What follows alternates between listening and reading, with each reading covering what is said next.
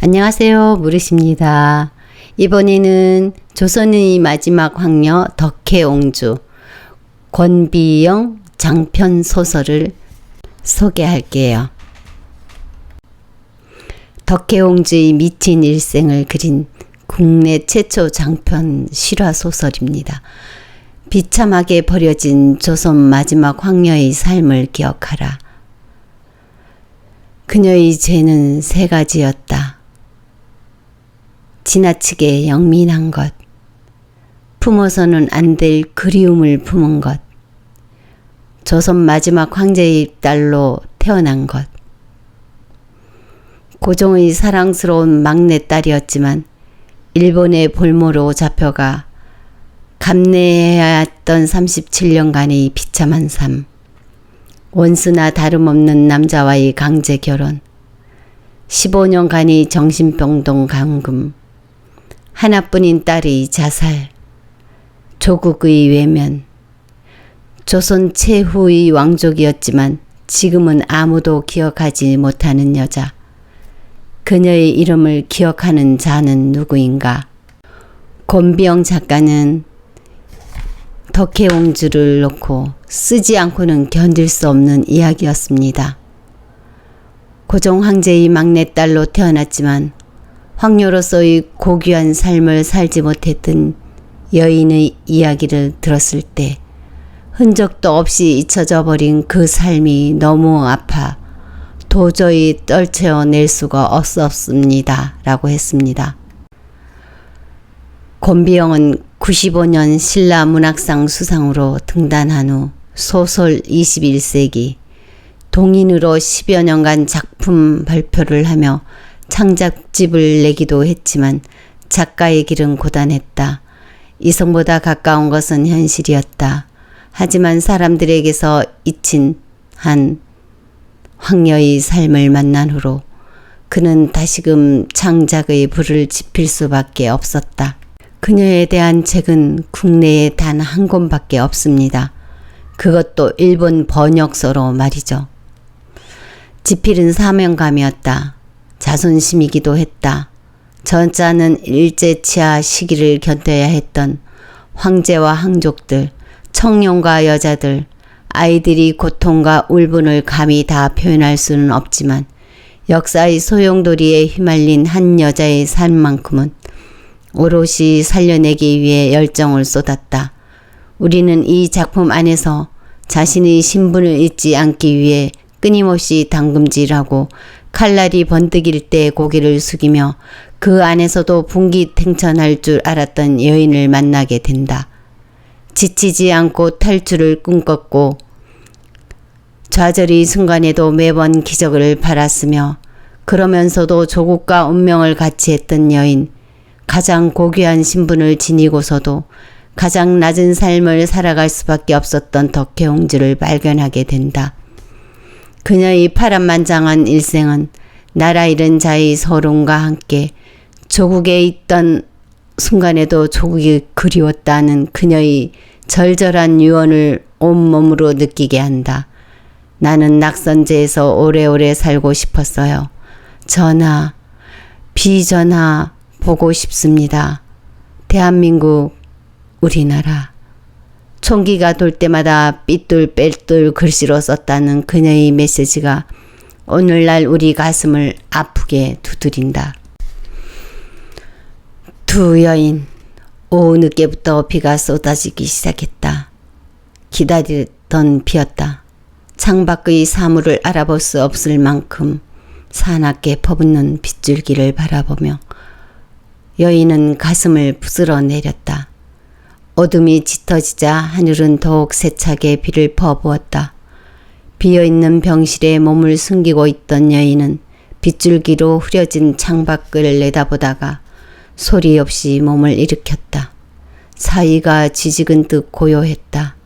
복도 중앙 간호사실, 흐린 불빛 아래 간호사가 엎드려 졸고 있다.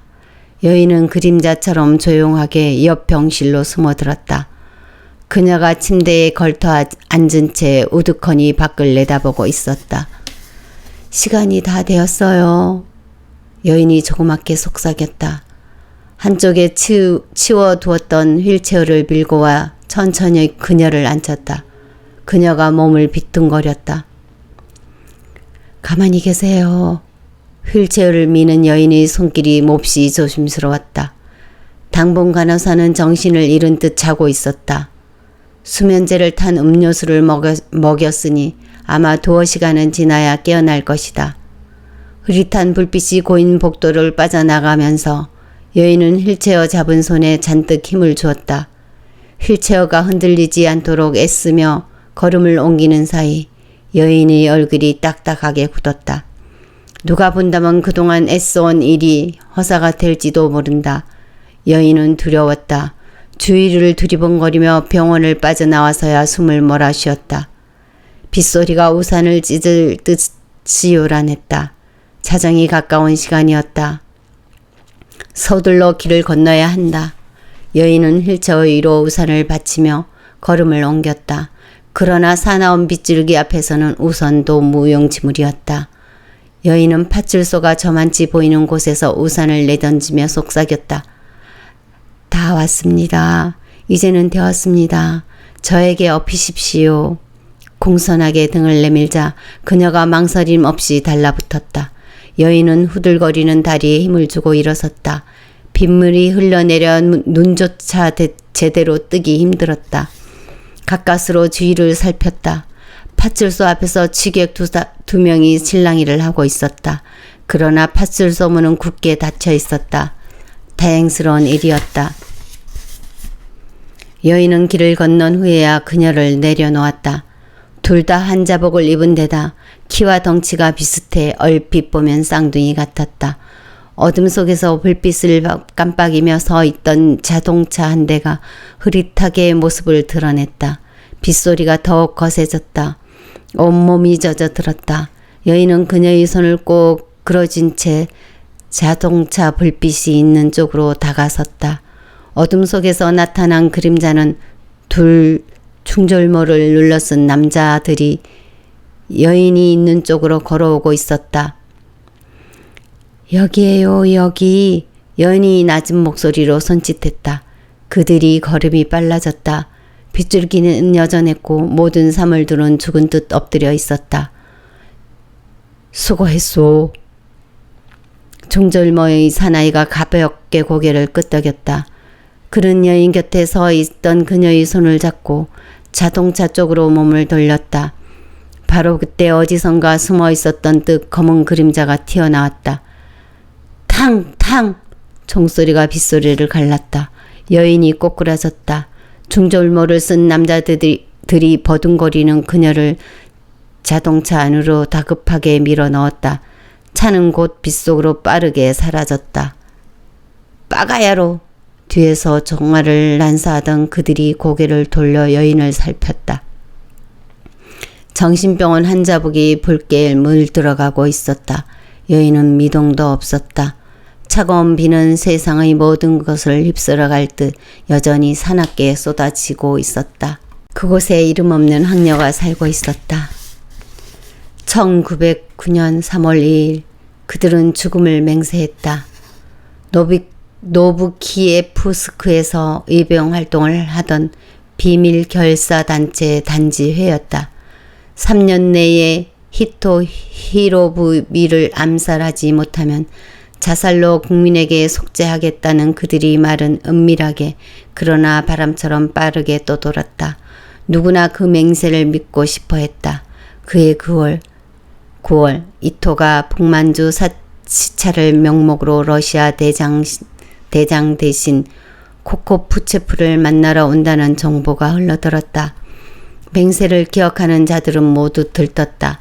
10월 26일 마침내 하얼빈역에서 세 발의 총성이 울렸다. 열차 회담을 마친 이토가 러시아 의장대를 사열하고 환영군중 쪽으로 가는 순간 누군가 권총을 뽑아 들었다. 세 발 다 명중이었다. 이어서 하얼빈 총영사 가와카미, 국내 대신 비서관 모리, 만철, 이사 다나카가 존경상을 입고 쓰러졌다. 대한만세, 대한만세, 대한만세, 대한제국을 부르짖던 그 남자는 현장에서 체포됐다. 그의 이름은 안중근이라 했다. 일본군은 더더욱 잔인해졌다.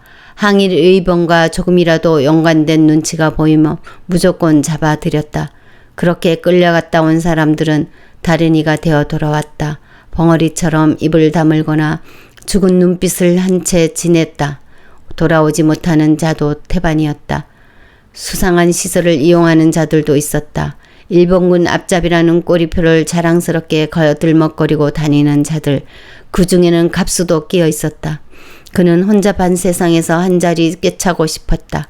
일본군 눈에 들기만 하면 자신이 억울하고 비루한 인생도 쉽게 바꿀 수 있을 것 같았다. 그 생각만 하면 기운이 펄펄 솟았다. 욕심이 가슴 저 밑바닥에서 용솟음 쳤다. 세상이 뒤집어지고 있다. 잘만 하면 내 서러운 인생도 끝낼 수 있다. 갑수는 암시를 걸듯 중얼거렸다. 나라가 무너지는 판에 무슨 놈의 독립운동? 웃음이 절로 나왔다. 일본군 앞잡이라고 뒤에서는 욕할 망정. 앞에선 슬며시 시선을 피하는 이들을 볼 때마다 온몸이 저릿저릿했다. 허승, 그놈만 잡아들이면 지금과는 다른 인생을 살게 해주지. 주재소 순자의 목소리는 더없이 달콤했다. 다른 인생이라. 갑수는 희죽 웃으며 어슬렁어슬렁 발걸음을 옮겼다. 채부자 어른 생신이라고 온 동네가 다 술렁거렸다. 늘 줄임배를 움켜쥐고 사는 이들도 오늘만큼은 기름진 음식을 배불리 먹을 수 있을 것이다. 후독한 채부자 댁 인심에 사람들은 한껏 웃을 것이다. 그깟 음식짐이야. 바람에 묻어나는 고소하고 찰진 냄새가 빈속을 휘저었지만 갑수는 그쪽으로 가지 않았다. 허기쯤은 견딜 수 있었다. 굶주림은 이미 익숙해 있고 그것은 그들을 독하게 만들었다. 부모 없이 천대를 받으며 살아온 세월이 얼마던가. 그 시간은 세상의 혹독함과 비정함을 가르쳤다. 밥 한 그릇을 빌어먹기 위해 얼마나 많은 멸시를 견뎌야 했는지 그는 온몸으로 체득했다. 다른 이에게는 어둡고 으습한 장소였지만 주세소는 그에게 양지바른 곳이었다. 세상의 거친 풍파를 막아주고 그나마 자신이 존재를 인정받을 수 있는 곳. 기름집 밥 한 그릇을 빌어먹니 굶더라도 주세소에 가서 빌붙는 게 훨씬 백속 편했다. 사람들은 그에게 나쁜 놈이라고 손가락질했다. 일본 순사의 앞잡이라고 비난했다. 하지만 그런 건 아무렇지도 않았다. 그 전부터도 그는 몹쓸 놈이었으니까. 배가 고파서 감자 몇 알 훔쳤다고, 마음에 든 처녀를 훔쳐봤다고, 쥐뿔도 없는 놈이 고개를 꼿꼿하게 쳐들었고 다닌다고. 그뿐인가. 머슴들 모임 투전판에서 돈을 딴 것조차 죄가 됐다. 부모 없는 자는 어디서든 천덕꾸러기요 몹쓸 놈이었다. 죽는 날까지 그 굴레를 벗을 수 없을 것 같았다. 그런데 생각지도 못한 기회가 제발로 찾아왔다. 사람들이 보기만 해도 벌벌 떠는 주세소 나리가 찾아왔던 날을 갑수는 똑똑히 기억했다. 자네, 나를 도와주지 않겠는가? 자네? 자네라니? 난생 처음 들어보는 존칭이었다. 가슴이 벌떡벌떡 뛰었다. 갑수는 더듬거리며 되물었다. 뭘 돕지요? 내가 알려주는 작자의 일거수일투족을 보고하면 돼. 허승이라는 작자야. 아주 악질이거든.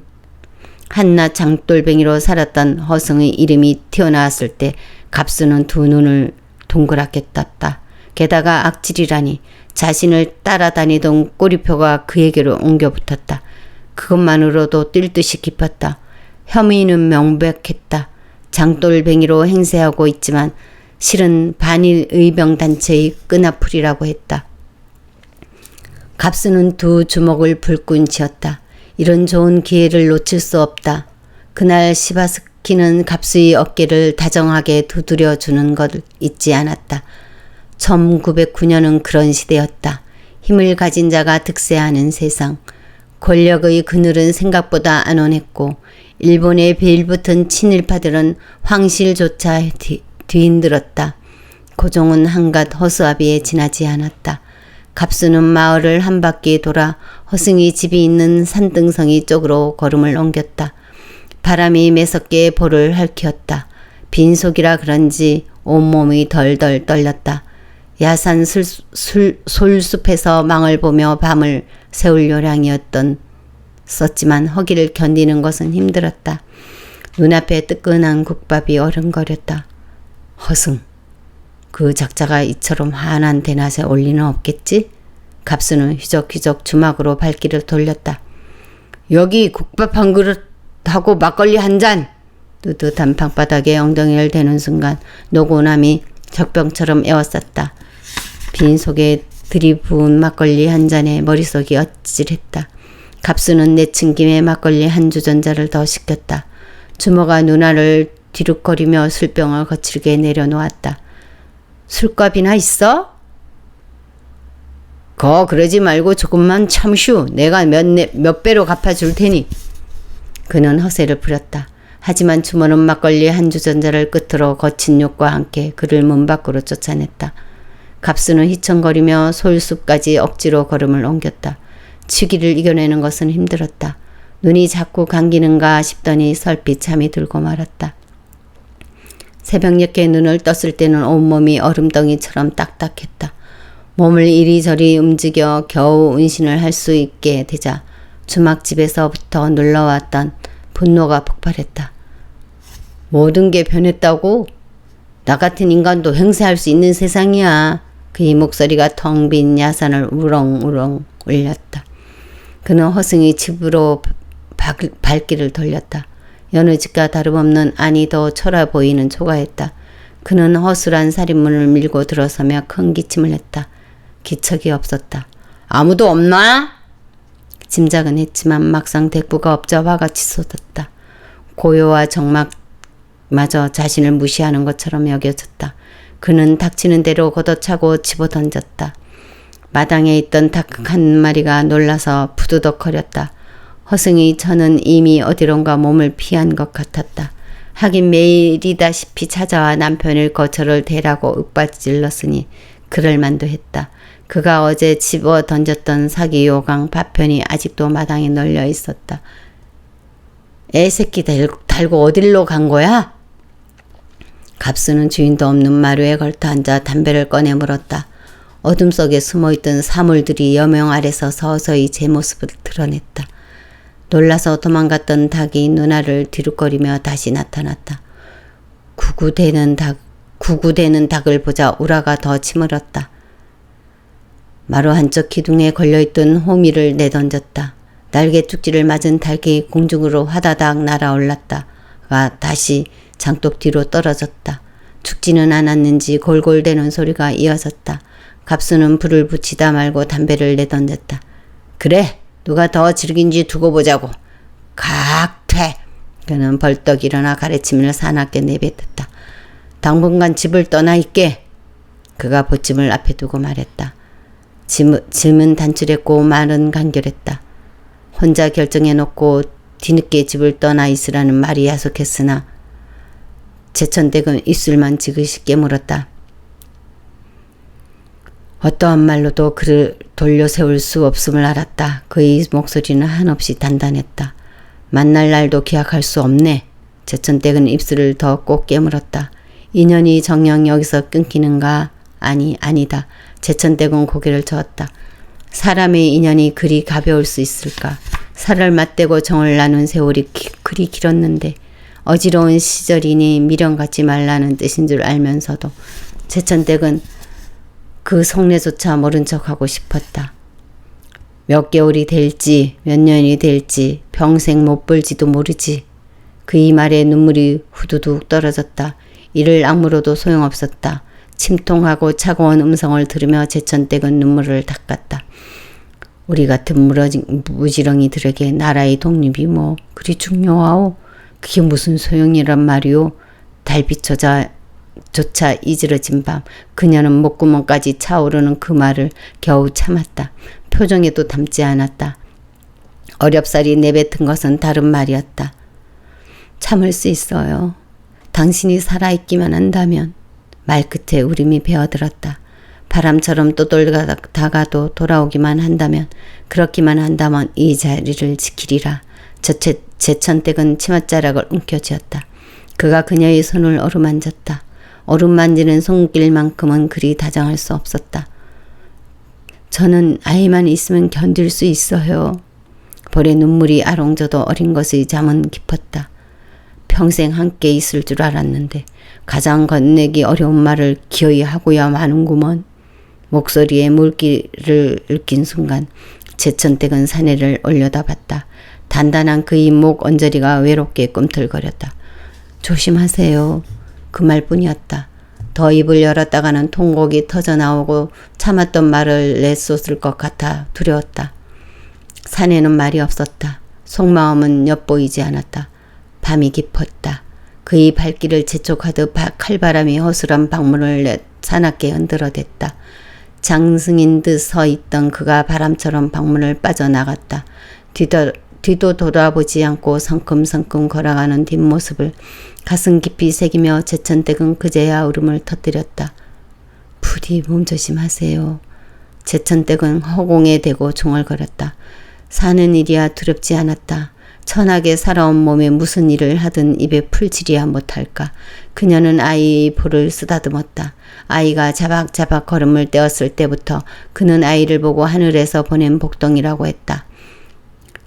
복덩이 계집애니 복순이지. 허승이 핏줄이니 허복순이지. 허허. 그 말 끝에 터뜨렸던 너털 웃음이 이명처럼 울렸다. 망해가는 나라에 태어난 여식이 어찌 복덩이일까만 자는 것의 맑은 얼굴을 보고 있자니 그런 뜻도 하였다. 지난 봄엔 궁궐에서도 옹주마마가 태어났다고 했다. 나란님도 황녀의 얼굴을 보고 시름을 잊으신다 했는데 제천댁은 깊은 한숨을 쉬며 자는 아이의 얼굴을 손으로 쓸어보았다. 고종은 두 팔을 뻗어 허공을 더듬었다. 가지마오, 가지마오. 고종의 입에서 신음과 같은 짱꼬대가 흘러나왔다. 고종은 스스로 내뱉은 말에 놀라 눈을 떴다. 선명하지 않은 꿈이 잠자리를 어지럽혔다. 어제 오늘 일이 아니건만 그때마다 가슴이 서늘했다. 견디기 힘들 만큼 어깨가 시렸다. 조선 총독부가 설치된 이후로 통증은 나날이 심해졌다. 형체도 없는 사나운 기운에 휘둘리다 깨어보면 온몸에 땀이 흥건했다. 고종은 꿈속에서 보았던 환영이 그녀라는 걸 안다. 무엇이 그리 억울해서였을까? 그녀는 꿈속에서조차 환영으로만 보일 뿐이다.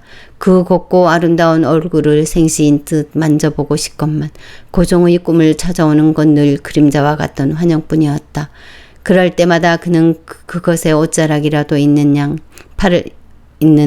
양팔을 뻗어 붙잡으려 애썼다. 그러나 그의 손끝에 닿는 건 칼날보다 쓰라린 허공이었다.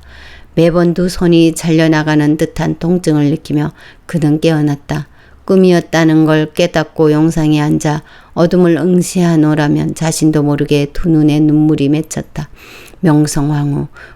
푸르스름한 기품과 꼿꼿한 눈매로 일본의 간담을 서늘케 했던 비운의 여인 황후. 우울하고 한탄스러운 목소리가 홍으로 흩어졌다. 돌아오는 대답은 없다. 황후. 그의 목소리는 방금 여인을 잃은 사람이 그것처럼 애처로웠다. 갈 곳 몰라 갈팡질팡하는 목소리가 산산이 부서지며 어두운 방 안을 맴돌았다. 절망을 견뎌내는 일이 죽음처럼 고통스럽다는 것을 왜 일찍 알려주지 않았소? 고종은 그녀를 조금이라도 가까운 곳에 두기 위해 청량리 홍릉에 안장했다. 왕실 국고를 탕진하다시피 하면서 홍릉 행차를 위해 전용 철도를 놓기도 했다. 그러나 그의 텅 빈 가슴을 채울 수 있는 건 없었다. 그럴수록 그의 가슴 속 쾌한은 더욱 단단하게 응어리질 뿐이었다. 이동도 하지 않았건만 그의 서러운 심사를 알기라도 하듯 촛불이 흔들렸다. 그 틈에 그의 그림자가 한 번 더 고개를 떨고 왔다. 이제 그대의 고운 손을 쓰다듬어 볼 수는 없는 것이오. 그대의 두 볼에 피어난 웃음꽃을 볼 수도 없는 것이오. 어찌 대답이 없는 것이오. 그대는 지금 차짓찬 땅 홍릉에 누워있는 게 틀림없구려. 그는 간절한 바람과 체념 사이에서 거렸다. 다시는 볼 수 없다는 걸 알고 있지만 그는 그 사실을 여태도 인정할 수 없었다. 세월을 비켜갈 수 있는 사람은 없었다. 그의 육신은 늙었고 나이는 60에 이르렀다. 그러나 나이가 들수록 그리운 것은 그녀뿐이었다. 진정으로 믿을 수 있었던 고종을 진정으로 염려했던 단 한 사람이 왔다. 고종은 황후의 요원에게서 자유로울 수 없었다. 지켜내고 싶었어. 고개를 숙여서라도 지켜내고 싶었지. 그래, 당신은 지켜낼 수 없었지만 이곳만은 지켜내고자 했지. 그런데도 살얼음 위를 혼자 걷는 것처럼 자꾸만 춥고 두렵소. 자꾸만 몸이 움츠러드니 어찌해야 좋겠소. 그대가 사무치게 보고 싶구려. 고종은 일본에 의해 강제로 폐위되고 순종에게 이미 왕의 자리를 물려준 신세였다. 모든 게 부질없겠지만 여겨졌다. 해가 거듭될수록 황후에 대한 그리움만 커졌다. 그녀가 부른다면 언제든지 떠날 수 있을 것 같았다. 어쩌자고 나를 데려가지 않는 거요. 저 아이 때문이요. 고종은 고개를 들어 경운궁 쪽을 바라봤다. 그곳에 조선 왕가의 마지막 핏줄이 잠들어 있다. 그는 그 어린 것의 운명이 가여웠다. 만국의 옹주로 태어난 것은 축복이 아니었다. 고종은 입술을 지그시 깨물었다. 핏기 없는 입술에 붉은 입자국이 생겼다. 어느덧 축시를 날리는 종이 가느다랗게 울렸다. 힘을 잃은 황제의 눈에서 눈물 한 방울이 소리 없이 떨어져 내렸다. 얼어있던 바람결이 해실해실 풀어졌다. 아물아물 변하는 아지랑이가 아니라도 봄이 오는 걸 알 수 있었다. 세상이 암울하고 절망스러워도 자연은 그 스스로의 근면함으로 계절을 풀어냈다. 시커멓게 겨울을 난 나무가지가 새순을 피워내는 것은 그 자체가 기적이며 한이었다. 그러나 보드라움 속에는 아직도 찬 기운이 서려 있었다. 아직도 바람이 많이 부는가? 커피를 마시던 고종이 창문으로 흘러든 햇살을 보며 시종에게 물었다. 그러하옵니다. 시종은 조금 전 옷깃에 묻혀온 바깥 공기를 생각하며 머리를 조아렸다. 아기가 춥겠구려. 고종은 창 쪽으로 다가가 바깥을 내다보았다. 햇살은 부드러웠으나 바람에 흔들리는 나뭇가지가 위태로워 보였다. 시종은 창밖을 응시하는 고종의 뒷모습을 조심스럽게 바라봤다. 그늘진 용화는 우러르기 황송할 지경이었다. 요즘 들어 고종은 하루에도 몇 번씩 커피를 찾았다. 시종은 죽음을 연상키는 시커먼 찬물이 자꾸만 마음에 걸렸다. 폐하, 찻잔을 치우라 할까요? 아니다. 내가 이것으로 위안받을 때도 있느니라. 입에 대지 않으면 하루해가 너무 길게 느껴지는구나. 고종은 다시 찻잔을 들었다. 화려한 꽃무늬가 새겨진 프랑스 제제 찻잔은 요염한 여인처럼 매혹적이었지만 깊은 맛은 없었다. 시종은 고개를 깊숙이 숙였다. 나라를 지켜내지 못했다는 죄책감이 고종을 짓누르고 있었다. 하루 종일 그 어떤 순간에도 용안에는 수심이 그득했다. 마음이 괴로울 때마다 고종은 커피를 찾았다. 각성 물질이 들어있어 잠을 쫓고 걱정을 사라지게 만든다는 것이 시종은 염려스러웠다.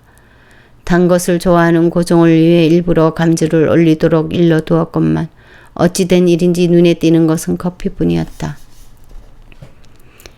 데라우치 총독은 언제 든다 하였소? 오늘 들 것으로 아옵니다. 오늘 들면 반드시 그 말을 해야겠소. 고종의 눈빛에 괴리가 담겨 있었다. 폐하, 무슨 말씀을 하시려고 그러시옵니까? 시종의 염려는 깊었다. 하늘이 짐에게 준 선물을 지키려는 것이오. 먼 곳을 바라보는 눈빛에서 그리움이 비어져 나왔다. 시종은 고종의 눈가에 들이운 그늘을 보았다. 기울어지는 나라를 구하고자 했으나 남은 날은 말라 비틀어진 마음뿐이라는 걸 그는 누구보다도 깊이 이해했다. 그럼에도 불구하고 끝내 이루고자 하는 바람, 그것이 무엇인지 짐작하는 터라 시종은 눈시울이 뜨거워졌다. 며칠을 곰곰이 생각해 보았어. 그 아이를 늘 곁에 두고 지킬 수 있는 방법을. 고종의 마음은 온통 옹주를 염려하고 자해하는 심정으로 가득했다. 고종은 옹주를 위해 준명당에 유치원을 설치했다. 하루 종일 눈앞에 두고 보기 위해서였다. 옹주가 시야에서 벗어나면 고종은 안절부절 못했다. 눈에 넣어도 아프지 않다는 말이 무엇인지 절절하게 깨닫는 중이었다. 하지만 무엇을 해주어도 옹주를 아끼는 마음에 비함은 부족하기만 했다. 어린 옹주에게 과하다 싶은 사인교를 내린 것도 마찬가지였다. 할 수만 있다면 옹주를 위한 아득한 세상을 만들어주고 싶었다. 옹주는 그의 남은 생을 증명하는 유일한 존재였다. 옹주가 아프면 함께 아팠고 옹주가 기쁘면 함께 기뻤다. 고종은 스스로에게 다짐하듯 단호한 말투로 말했다. 아름답고 고귀하게 지켜주고 싶소. 그 일을 위해서라면 나는 어떤 일도 감내할 작정이오. 시종은 더욱 몸을 굽혔다. 어떠한 분부든 받들겠나이다. 오, 저기 오는 것이 옹주 아니오? 고종의 용안에 화색이 돌았다. 시종은 얼른 고개를 들어 창밖을 봤다. 사인교에서 내려선 옹주가 가벼운 걸음으로 함령정 쪽을 향해 오고 있었다. 그러하옵니다, 폐하. 시종은 서둘러 문 쪽으로 다가갔다. 드십시오, 옹주마마. 시종은 허리를 깊이 굽혀 애를 갖추고 옆으로 비켜섰다. 해맑은 미소를 지으며 옹주가 의젓하게 목리를 하더니 고종을 향해 띠듯이 걸었다. 사락사락 움직일 때마다 비단호 스치는 소리가 미풍의 숨결처럼 새어나왔다. 아바마마. 나비처럼 팔랑거리며 다가드는 옹주를 보고 고종의 용안이 환해졌다. 오, 우리 아기 유치원에 다녀오느냐? 예, 아바마마. 허허, 오늘은 무엇을 배웠는고? 장문을 하였습니다. 장문이라. 예, 시를 지었습니다. 허허허, 벌써 시를 지었단 말이냐? 우리 아기는 못하는 것이 없구나. 허허.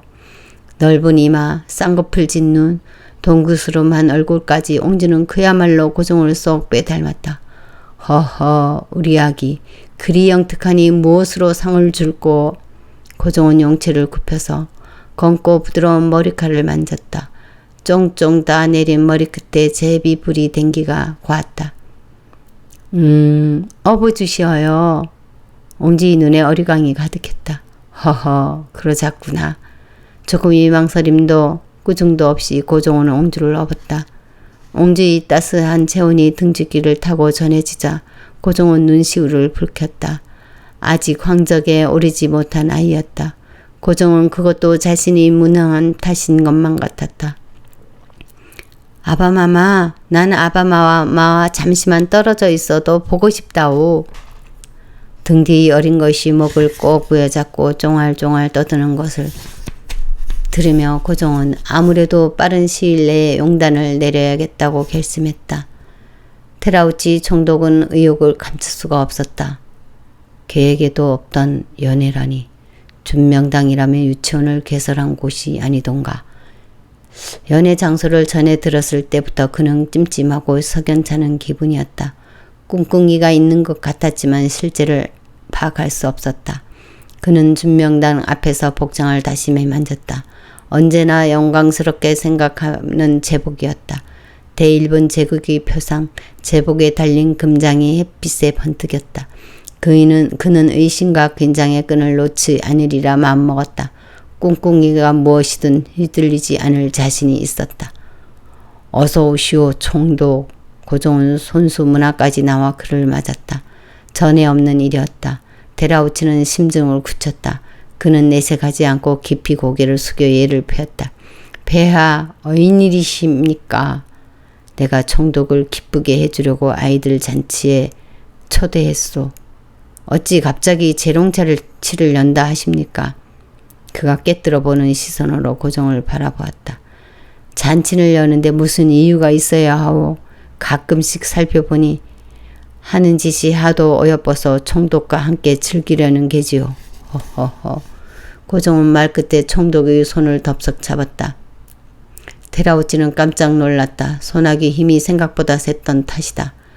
뜨끈한 고종의 손이 끈적한 촉수처럼 그의 전신을 휘감았다. 데라우치는 그 손을 뿌리치지 못하고 이끄는 대로 따라갔다. 고종은 그를 미리 마련된 서양식 의자 앞까지 데려왔다. 청색 벨벳 덮개와 팔걸이 곡선이 매끄러웠다. 데라우치는 속으로 의자 수를 헤아렸다. 고작 10개 남짓. 참석자가 10명을 넘지 않는다는 뜻이리라. 그것 역시 예사롭지 않았다. 특별한 의식이 있는 게 틀림없었다. 그는 고개를 돌려 사다코를 바라보았다. 연유를 묻는 듯한 그의 눈길에 일본인 교사 교구치 사다코가 어깨를 으쓱했다.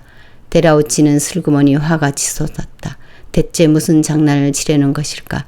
그는 아이들이 옷차림을 살피면서 의심스러운 눈길을 거두지 못했다. 곧이어 풍금소리에 맞춰 고관이 딸들이 재롱어린 춤을 추기 시작했다. 깜찍한 꼭두가시 춤의 좌중은 웃음바다가 되었다. 순서에 맞지 않아 서툰 것도 미소를 자아냈다. 데라우치는 고종을 곁눈질로 살폈다. 고종은 유치원 아이들이 재롱에 흠뻑 빠진 듯 아이들보다 더 천진난만한 표정이었다. 계략을 꾸민 얼굴이라고는 믿어지지 않았다. 허허허, 어린 것들이 제법 잘하지 않소. 총독도 자제가 있을 터이니 더욱 귀엽게 보일 것이오. 데라우치는 마음이 불편했다. 총독이 대한제국을 위해 애쓰는 것 같아 잠시나마 아이들 재롱이나 보면서 술이나 한잔 나누자는 것이오. 고종이 손수 데라우치 잔에 인잠수를 따랐다. 데라우치는 자세를 낮춰 공손하게 잔을 받았다. 총독을 모시기 위해 특별히 내온 술이오. 감사합니다. 술을 한 모금 마시자 입안에 쌉쌀한 인삼 향기가 퍼졌다. 고종은 데라우치가 군인 출신 총독이라는 것을 알고 있었다. 무관들은 남들 앞에서 호탕한 제하기를 좋아하는 법이다. 그러나 데라우치는 결코 만만치 않은 상대였다. 그는 인삼주가 독약이라도 되는 듯 한 모금 마신 다음 그대로 내려놓았다. 고종은 연거푸 술잔을 들이켰다. 오늘 총독을 모시고 어린 것들이 재롱을 보니 술맛이 절로 나는구려. 그런데 총독께서는 그다지 흥이 나지 않는가 보. 술잔이 여태 그대로인 걸 보니 말이오. 그럴 리가 있겠습니까? 고종이 다시 술잔을 들자 데라우치가 마지못해 함께 들었다. 총독의 술잔이 비자 고종이 재빨리 시종에게 눈치를 했다. 총독의 잔은 비기가 무섭게 다시 채워졌다. 다음은 우리 옹주가 노래를 한다오. 즉위가 오른다 싶은 즈음 옹주가 사뿐사뿐 걸어 나와 노래를 부르기 시작했다. 귀에 익은 일본 동요였다. 데라우치는 자신도 모르게 흥얼거렸다. 고종의 입가에 아주 엷은 미소가 떠올랐다가 사라졌다. 고종은 무대 앞으로 걸어 나갔다. 정말 취한 것인지 아니면 취한 척을 하는 것인지 걸음걸이가 불안정했다. 어쩌면 숨겨놓은 의중 따위는 없는지도 모른다. 총독은 고종의 휘청거리는 몸짓을 바라보며 긴장을 풀었다. 이렇게 가볍고 즐거운 마음으로 있다 가면 되겠지. 총독은 치기가 점점 올랐다. 과연 옹주님은 노래도 잘하십니다. 데라우치가 호의적인 말을 흘리자 고종이 얼른 그 말을 받았다. 허허, 그렇지요. 총독의 여식도 이렇게 예쁘겠지요. 황송합니다. 미천한 여식과 어찌 비교할 수가. 데라우치가 고개를 숙였다. 그는 자신이 웃음이 점점 해퍼지고 있다는 것을 깨달았다. 고종이 갑자기 덩실덩실 어깨춤을 췄다. 사다코를 비롯해 그 자리에 있던 몇몇 고관들이 황망하다는 듯 고개를 외로 돌렸다. 고종은 좌우를 둘러보며 껄껄 웃었다. 괜찮소. 귀여운 아이들을 보니 기분이 좋아 그러. 총독이 우리 옹주를 잘 모를 것 같아서 얼굴도 익히게 할 겸 마련한 자리요. 공종은 옹주를 끌어안고 볼을 비볐다. 어떠하오 우리 옹주가. 용포를 휘날리며 몇 바퀴 빙그르 돌던 고종이 쓰러지듯 자리에 앉으며 테라우치의 눈을 응시했다. 혹시 이것이? 테라우치는 입술을 깨물었다. 옹주님이 영특하시다는 이야기는 벌써부터 듣고 있었습니다. 그런데 이렇게 가까이서 뵈니 곱기까지 하십니다. 허허허 고맙소. 허허허. 고종이 테라우치의 손을 세게 잡으며 웃음을 터뜨렸다. 테라우치가 마지못해 따라 웃었다. 한일 병합 이후 황족을 일본인화하는 작업이 한창 진행 중이었다. 그러나 일본 입장에서는 황족이 늘어나는 게 결코 달갑지만은 않았다. 옹주를 황족에 올리는 문제도 차일피일 미루고만 있었다. 총독 바쁠 텐데 이렇게 연회에 참석해줘 정말 고맙구려. 고종은 다시 한번 힘줘 그의 손을 잡았다. 폐하, 오히려 제가 영광입니다. 테라우치 총독이 또다시 고개를 숙였다. 자식을 키우는 자인이 이런 자리에 참석한다면 자연스럽게 어버이 입장으로 생각하게 될 거라는 고종의 계산이었다. 그런 후에는 옹주에 대한 생각도 달라질 거라고 짐작했다. 부디 총독에게서 그런 부성을 끌어낼 수 있기를. 이 아이만은 은의 전철을 밟아서는 안 된다. 고종은 간절했다. 어린 나이에 일본으로 떠난 이 은 역시 그의 뜻은 아니었다. 공부라는 명분은 그럴싸했지만 그것은 분명 불모였다. 눈에 밟히는 은은 그리워 사진이라도 보기를 정했는데 일본에서 날아온 사진은 고종의 가슴에 비수를 꽂았다. 조선의 태자가 일본식 군사훈련에 참가해 주먹밥을 먹고 있었다. 고종은 더더욱 옹주의 앞날을 걱정하지 않을 수 없었다. 부러지느니 희라 했다. 100번 옳은 말이었다. 시해 사건이 있은 후부터 고종은 늘 불안했다. 고리무원이라 하였던가. 주위에 믿을 만한 사람이 없었다. 바람에도 귀가 있다는 궁중에서 첩자를 가려내는 일은 불가했다. 마음을 둘 수 있는 측근은 몇 명에 지나지 않았다. 고종은 무관시종을 떠올렸다. 가장 가까운 아니 어쩌면 그렇게 믿고 싶을 뿐인지도 모른다. 고종은 난망해하는 테라우치에게 또 술을 권했다. 그리고 불어 탄식을 섞어 이렇게 말했다. 옹주 커가는 게 아주 큰 즐거움이라오. 오늘 더없이 총독이 믿음직하구려. 이미 치기가 오른 총독의 귓가에서 고종의 목소리가 웅웅댔다. 옹주야, 이리 와서 총독께 인사 올리거라. 고종의 부름에 옹주가 나비처럼 사뿐사뿐 다가와 총독 앞에 섰다. 옹주는 맑고 검은 눈동자로 총독을 빤히 바라보았다. 총독은 잠깐이었지만 그 눈빛에 압도당했다. 핏줄은 속일 수가 없는 모양이구나. 총독이 엉거주춤 일어서려 할 때 옹주가 먼저 고개를 숙였다. 또래 여자아이답게 사랑스러운 미소를 머금은 인사였다. 테라우치는 황망히 자리에서 일어나 예의를 차렸다. 옹주님께서 참 의젓하고 영민하신 듯합니다. 테라우치가 칭찬을 아끼지 않았다. 허허허 그리 보아주니 고맙소. 고종이 옹주를 무릎에 앉히며 덩달아 웃었다. 그렇게 연회는 끝이 났다. 테라우치를 배웅하는 순간까지도 고종은 시종 일관 미소를 잃지 않았다. 하지만 그를 보내고 난 후 고종의 얼굴은 급격히 어두워졌다. 이제 패는 총독에게 넘어갔다. 고종은 깊은 한숨을 내쉬었다. 그 시각 테라우치는 준명당을 나서 자신의 집무실로 들어가고 있었다. 내가 당했구나. 고관들 앞에서 옹주를 인정하고 말았어. 조만간 황적에 올려달라는 상신이 들어오면 회피할 명분이 없겠구나. 천하의 테라우치가 늙고 힘없는 퇴왕 황제에게 발목을 잡히다니. 그는 자조적인 실소를 터뜨렸다. 마마, 이상한 소문이 나돌고 있사옵니다. 초소의 나인이 방정맞게 입을 놀리자 양귀인이 미간이 잔뜩 좁아졌다. 무슨 소문을 듣고 그러느냐? 어제 폐하께서 테라우치 총독 앞에서 춤을 추셨다 하옵니다. 이런 망측한 어느 안전이라고 함부로 입을 놀리는 게냐? 다급하게 따라온 상공이 혼이 빠지도록 나인을 호통쳤다.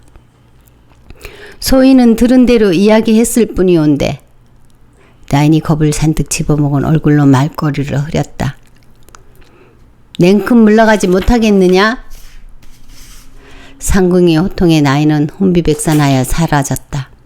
상궁이 머리를 조아리며 양귀인이 안색을 살폈다. 저 아이가 방금 무슨 말을 한 것이냐? 마마. 상궁은 어쩔 줄 몰라 하며 다시 머리를 조아렸다. 아는 대로 이야기해보거라. 양귀인은 신기가 불편했다. 소문이라 하더라도 어찌 그런 말이 떠돌아다닌단 말인가? 어찌 귀하신 옥체가 일본 총독 앞에서 춤을 추었다는 말인가? 준명당에서 그리하셨다 하옵니다. 기어들어가는 상궁의 목소리를 들으며 양귀인은 가슴이 타들어가는 듯했다. 필시 깊은 연유가 있을 것이다. 눈물을 머금고 행했을 그 춤사위는 누구를 위한 것이었을까? 양귀인은 떨리는 손으로 먹먹한 가슴께를 지그시 눌렀다. 분명 옹주마마 때문이었을 것이다. 준명당에서 연회를 연 것도 그 때문이었으리라. 그런 수근거림이 한동안 유령처럼 궁궐 안을 떠돌 걸 생각하니 통증이 점점 더 심해지는 것 같았다. 어머니, 귀에 익은 목소리가 상념의 늪에서 양귀인을 끌어올렸다. 얼굴의 그늘을 지우고 고개를 들어보니 눈앞에 얌전히 앉아있는 옹주가 보였다. 마마, 어인일로 어머니 함께 부영에 가보아요. 옹주가 해맑게 웃으며 양귀인을 마주봤다. 날이 풀리니 이리저리 돌아다니고 싶은 게로군요. 네, 어머니랑 같이 가고 싶어요. 좋아하시는 약과를 좀 챙길까요? 아니어요. 옹주가 곁에 바싹 다가앉으며 양귀인의 손을 잡았다. 따뜻한 피가 흐르는 부드러운 손, 양귀인은 항공한 마음으로 그 손을 마주 잡았다. 무엇이 이리 부드러울 것이며 무엇이 이리 따뜻할 것인가. 천지에 단 하나 마마의 존귀한 손만 그러하리라. 어머니, 떨참이 참 예뻐요. 양귀인은 물끄러미 바라보고 있던 옹주가 불쑥 입을 열었다. 떨잠을 바라보는 옹주의 눈빛에 어린아이다운 호기심이 차올랐다. 양귀인은 손을 빼내 자신의 머리를 매만졌다. 나비 떨잠이 파르르 떨렸다. 나비 모양 장식판에 산호, 진주, 공작석을 물리고 지위에 가는 은사용수철로 둘러 그 위에 나비, 벌, 새, 꽃 등의 작은 장식을 올린 장식물. 옹주는 그것을 하염없이 쳐다보고 있었다. 빼드리리까? 아니어요. 어머니께 잘 어울려요. 뒷꼬지도요. 옹주의 여리고 흰 손이 양귀인의 머리채를 살며시 만졌다. 마마가 배필을 만나시면 더 귀하고 좋은 보석들을 마련해 주실 것입니다. 배필이라고요? 옹주가 수줍은 듯 배시시 웃었다. 양귀인은 옹주의 부드럽고 여린 볼을 소중하게 감쌌다. 이토록 어여쁜 이를 내가 낳았구나. 어서 성작하여 속 깊고 듬직한 배필을 만나시기를. 어수선한 세상에서는 무엇이든 빨리 서두르는 게 좋은 법이다. 복잡한 머릿속을 털어내듯 양귀인이 옹주의 손을 잡았다. 마마, 이제 부용정에 가볼까요? 네, 봄날이라 참 좋을 것 같아요. 옹주의 티 없는 웃음이 꽃처럼 환했다. 양귀인의 손을 잡고 걸어가는 옹주의 걸음걸이도 경쾌했다. 얼마쯤 걸었을까? 갑자기 옹주가 발걸음을 멈추고 양귀인을 올려다봤다. 그런데 어머니, 왜 그러하십니까? 저는 왜 이름이 없나요? 아바마마께서도 저를 그냥 아기라고만 부르시니. 양귀인의 가슴에 깊은 통증이 먼졌다. 마마, 좋은 이름을 지어주시려고 심사숙고하느라 그런 게 아니겠습니까? 총명하다고는 하나 어린아이였다. 옹주는 양귀인의 가슴을 철렁하게 해놓고도 그 말 한마디에 배시시 웃었다. 그러나 양귀인의 얼굴은 여전히 어두웠다. 산자락이 동쪽을 향해 디귿자 모양으로 우뚝하게 조성된 가운데 부용종이 있었다. 양귀인은 옹주의 손을 잡고 이곳에 올 때마다 시름을 덜곤 했다. 봄이 오자 연못 가득 부드러운 물결이 찰랑거렸다. 마마, 얼음이 녹으니 물살도 부드럽습니다. 양귀인이 옹주의 얼굴을 살피며 말했다. 물살을 헤집고 노니는 물고기도 더욱 자유로워 보여요. 옹주가 차분한 목소리로 화답했다. 그렇지요. 묶여있지 않은 것은 언제나 자유로울 수 있지요. 물고기 한 마리가 물 위로 솟았다 사라졌다. 그 위로 동심원의 파물이 퍼져나갔다. 옹주의 시선이 연못에 머물렀다. 그 눈길이 전에 없이 깊었다. 부용정은 네모진 호 안에 장석을 쌓고 한가운데 동그란 섬을 만들어 소나무를 심은 정자다.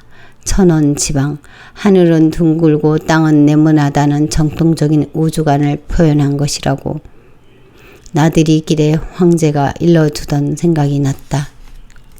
하늘과 땅의 모양만을 말하는 게 아니오. 하늘과 땅 사이에 사는 사람이야말로 하늘과 땅의 운행 원리를 구현하는 소우주라는 뜻이요. 그러니 인간은 자연의 섭리를 거스르면 안 된다는 뜻이라오. 자상하게 일러주던 그 음성이 곁에 서인 듯 생생했다. 문득 용안을 마주한 지가 오래됐다는 생각에 양귀인은 쓸쓸해졌다. 부영정에서 보이는 주암루의 실록이 한 폭의 그림 같았다. 주암루로 오르는 계단 오수문 양옆으로 초록 잎들이 바람에 흔들리고 있었다. 노란 산수위가 하늘거렸다. 그것을 보고 있자니 새삼 흔들리는 배 같은 나라 신세가 서글펐다. 어수, 물고기와 물고기는 신료를 가리키고 물은 왕을 가리킨다. 물고기가 물을 떠나 살 수 없듯이 신료들도 왕의 뜰 안에서 활약하라는 의미다. 왕만이 드나들 수 있는 저 어수문을 정조대왕이 귀장각을 두어 개혁 정치를 이끌던 곳이기도 했다. 그런 곳에서 일본의 승리를 축하하는 연회를 연 적도 있었으니 내가 이럴진데 양귀인은 오늘따라 그리운 용안을 떨쳐내느라 머리를 지그시 눌렀다. 그러나 통증은 여전히 심했다. 양귀인은 옹주를 돌아다보았다. 옹주는 철든 아이처럼 엄전하게 앉아서 골똘히 생각에 빠져 있었다. 무슨 생각을 그리 하십니까? 양귀인이 물었다. 대답이 없었다. 마마, 뭘 그리 깊이 생각하십니까? 재차 물었을 때야 옹주가 조용히 입을 열었다. 어머니, 테라우치 총독은 나쁜 사람인가요? 양귀인은 예기치 않은 말에 놀라서 주변을 살펴보았다. 마마, 그런 말씀은 함부로 하시면 아니되옵니다. 저만치 물러나 있던 요모가 옹주를 타이르듯 낮게 말했다. 며칠 전 아바마마께서 옹주가 말을 다 하지 못하고 더 이상은 말할 수 없다는 듯 입을 다물었다. 도톰한 입술을 지그시 깨물고 두 손을 맞잡은 채 분노를 삭히고 있었다. 차마 할 수 없는 말. 양귀인은 그게 무엇인지 알고 있었다. 며칠 전부터 나돌던 우울하고 난망한 소문. 하지만 양귀인은 옹주의 두 손을 따뜻하게 감싸지며 웃어 보였다. 마마, 길이 아니면 가지 말고 말이 아니면 섞지 말라 하였습니다. 궁중을 떠도는 소문 따위엔 개념치 마소서. 옹주의 얼굴에 그늘이 졌다. 소문이 아니어요. 마음의 그늘을 만드는 일은 잊으십시오. 양귀인의 목소리가 가늘게 떨렸다. 영신왕 전하는 왜 일본으로 가셨나요? 테라우치 총독이? 원망이 가득 담긴 옹주의 눈에 이슬 같은 눈물이 반짝거렸다. 청명도 지나치면 하루를 푸르는 법이다. 양귀인은 자신도 모르게 옹주의 입을 막았다. 가슴이 벌떡거렸다. 벽에도 귀가 있다는데 누가 듣기라도 한다면. 양귀인은 정색을 하고 옹주의 얼굴을 마주보며 낮은 목소리로 말했다. 그런 말은 다시 하지 마십시오. 존귀하신 분께서 하실 말이 아니옵니다. 하잘것없는 말들을 견디는 게 궁안의 생활입니다. 낱말은 새가 듣고 반말은 쥐가 듣는다 하였사옵니다. 유모가 더욱 낮은 목소리로 거들었다. 옹주는 더 묻고 싶었다. 그러나 어머니와 유모가 한편이 되어 정색을 하니 더는 물을 수가 없었다. 더러 겁이 나기도 했다. 옹주는 긴 한숨을 끝으로 입을 꾹 다물었다. 양귀인이 옹주를 끌어안았다. 머리채의 떨잠이 불안한 듯이 파르르 떨었다. 서늘한 바람이 두 사람의 곁을 훑고 지나갔다. 고종은 커피잔을 들었다. 세밀한 장미 문양이 새겨진 화려한 찻잔에 검은 액체가 출렁거렸다.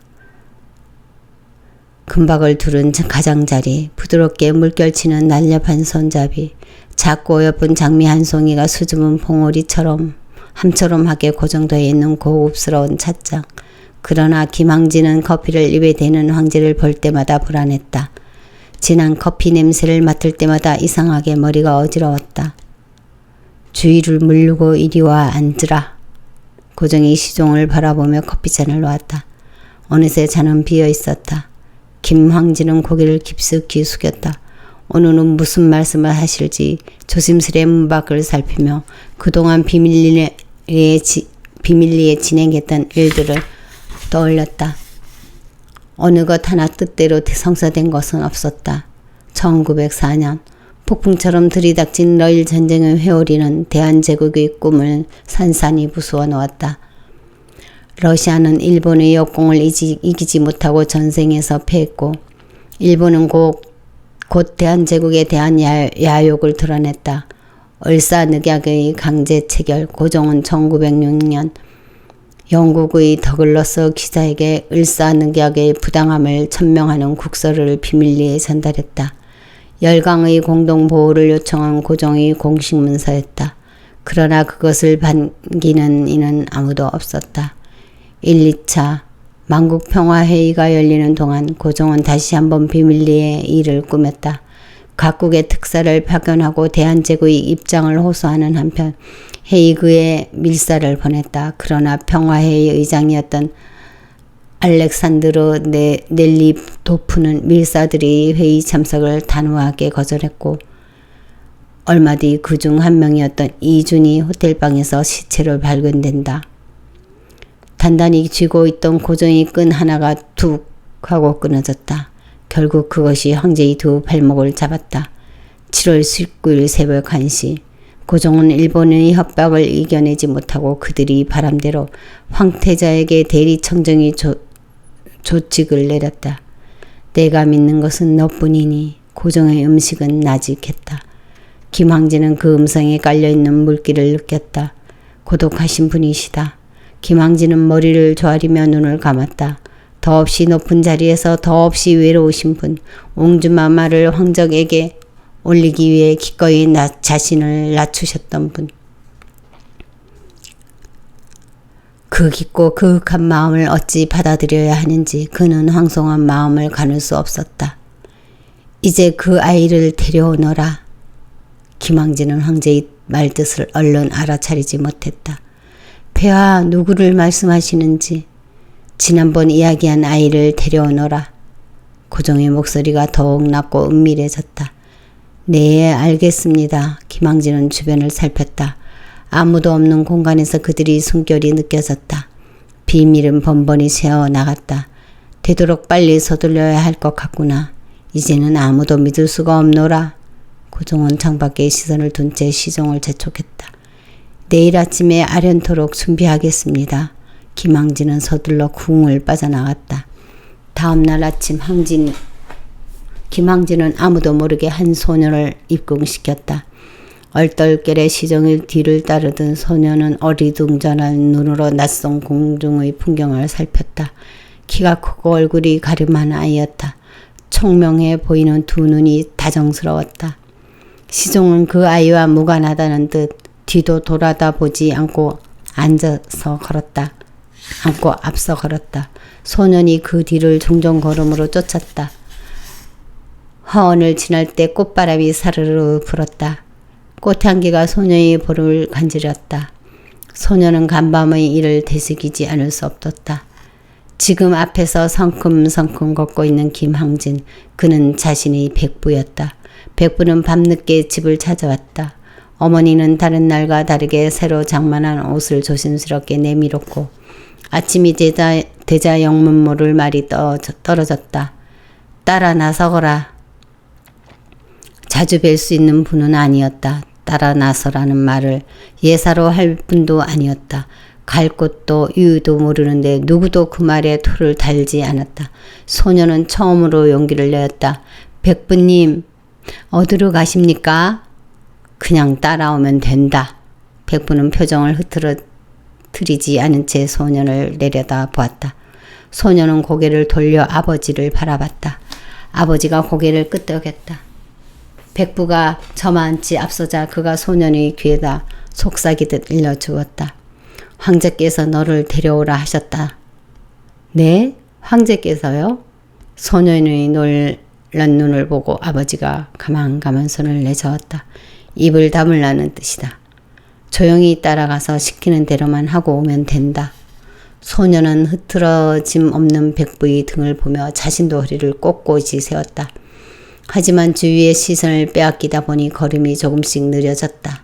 그때 무엇인가가 자신을 잡아당기는 듯해 소년은 걸음을 멈췄다. 화원이 꽃들과 정각과 용마를 다시 한번 살펴보았다. 아름답게 그지없는 풍경이었다. 그러나 소년을 사로잡은 건 그런 것들이 아니었다. 어디선가 은은한 향내가 풍겨왔다. 진한 향기를 품은 꽃잎 한 장이 스치고 지나간 듯 잔 향만을 남긴 채 어디론가 날아가 버린 꽃잎. 그걸 찾아 소년은 두리번거렸다. 그때 소년은 자신을 물끄러미 응시하는 시선과 마주쳤다. 햇살 때문이었을까? 눈이 부셨다. 동틀 무렵 들창으로 비쳐들던 햇살처럼 포근하고 무성한 잎사귀 사이로 내리꽂히던 한여름 햇살처럼 강렬한 눈빛. 시선과 시선이 짧은 순간 뒤엉켰다. 소년이 백부를 따라 기나긴 화랑을 걷는 내내 그 시선은 함께 했을 것이다. 수많은 궁녀들이 그 소년의 주변을 보호하듯 뒤따르고 있었다. 초록색 당의 옷차림이 예사롭지 않았다. 소년은 얼른 고개를 숙였다. 감히 바라볼 수 있는 상대가 아니라는 걸 어린 나이에도 직감했다. 소년의 입가에 보일 듯 말 듯한 미소가 떠올랐다. 순간 소년의 호흡이 발라졌다. 이상스레 가슴이 뛰었다. 그는 자신도 모르게 고개를 더 깊숙이 숙였다. 그때 앞서가던 백부가 걸음을 멈추고 돌아봤다. 아, 마마, 소신이 조카이옵니다. 김항진이 얘를 갖출 동안 소년은 꼼짝도 않고 서 있었다. 등에서 식은땀이 흘렀다. 소년은 용기를 내어 소녀의 얼굴을 다시 훔쳐보았다. 궁 안에 있는 사람들은 이처럼 다 고운가? 화려하게 치장하지 않았으니 기품이 넘쳤고 맑은 얼굴은 수정처럼 빛났다. 소녀는 마음을 다잡고 이번엔 소녀를 똑바로 쳐다보았다. 소녀가 그 시선을 대담하게 받아냈다. 소녀는 어쩐지 울고 싶어졌다. 난생 처음 찾아온 이 감정을 아직 무엇라 불러야 할지 몰랐다. 어떻게 다루어야 할지도 몰랐다. 두 다리가 부들부들 떨렸다. 소녀가 손으로 입을 가리며 설핏 웃었다. 백부가 재촉하지 않았다면 소녀는 그 자리에서 한 발짝도 떼지 못했을 것이다. 저 아이로구나. 소녀 곁에 서 있던 늙으스레한 여인이 그를 보고 혼잣말처럼 중얼거렸다. 소녀가 호기심 가득한 눈으로 여인을 올려다 보았다. 유모, 그게 무슨 말이야? 저 아이를 알아? 소녀의 말에 여인은 도리지를 쳤다. 아, 아니옵니다. 아무것도 아니옵니다. 저 아이로구나 하는 유모의 말뜻을 그때는 누구도 알 수 없었다. 하지만 소녀는 그 말이 평생토록 자신의 귓가를 울릴 거라는 예감에 사로잡혀 온몸을 부르르 떨었다. 내 이름이 무엇이냐? 김장하니 옵니다. 소년이 다정한 목소리로 대답했다. 내 이야기는 익히 들었다. 항공하옵니다. 고종은 소년을 유심히 살펴보았다. 음존하고 조용한 아이였다. 내가 왜 여기 왔는지 알고 있느냐? 모르옵니다. 고종은 김항진을 일별한 뒤 다시 소년에게로 눈길을 돌렸다. 네, 너를 부마로 삼을 생각이다. 소년은 자신의 귀를 의심했다.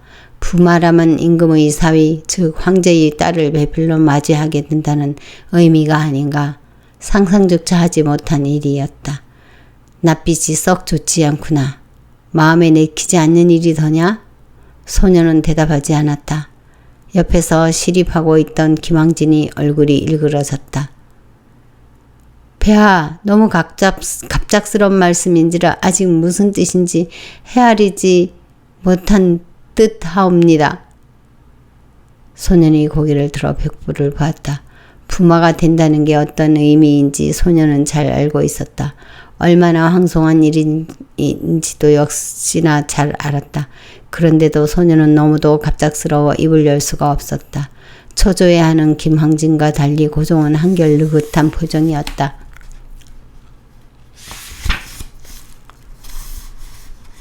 헤아리지 못하는 게 아니라 너무도 잘 헤아리고 있는 듯 하구나. 선뜻 대답하지 못하는 건 그 때문이지.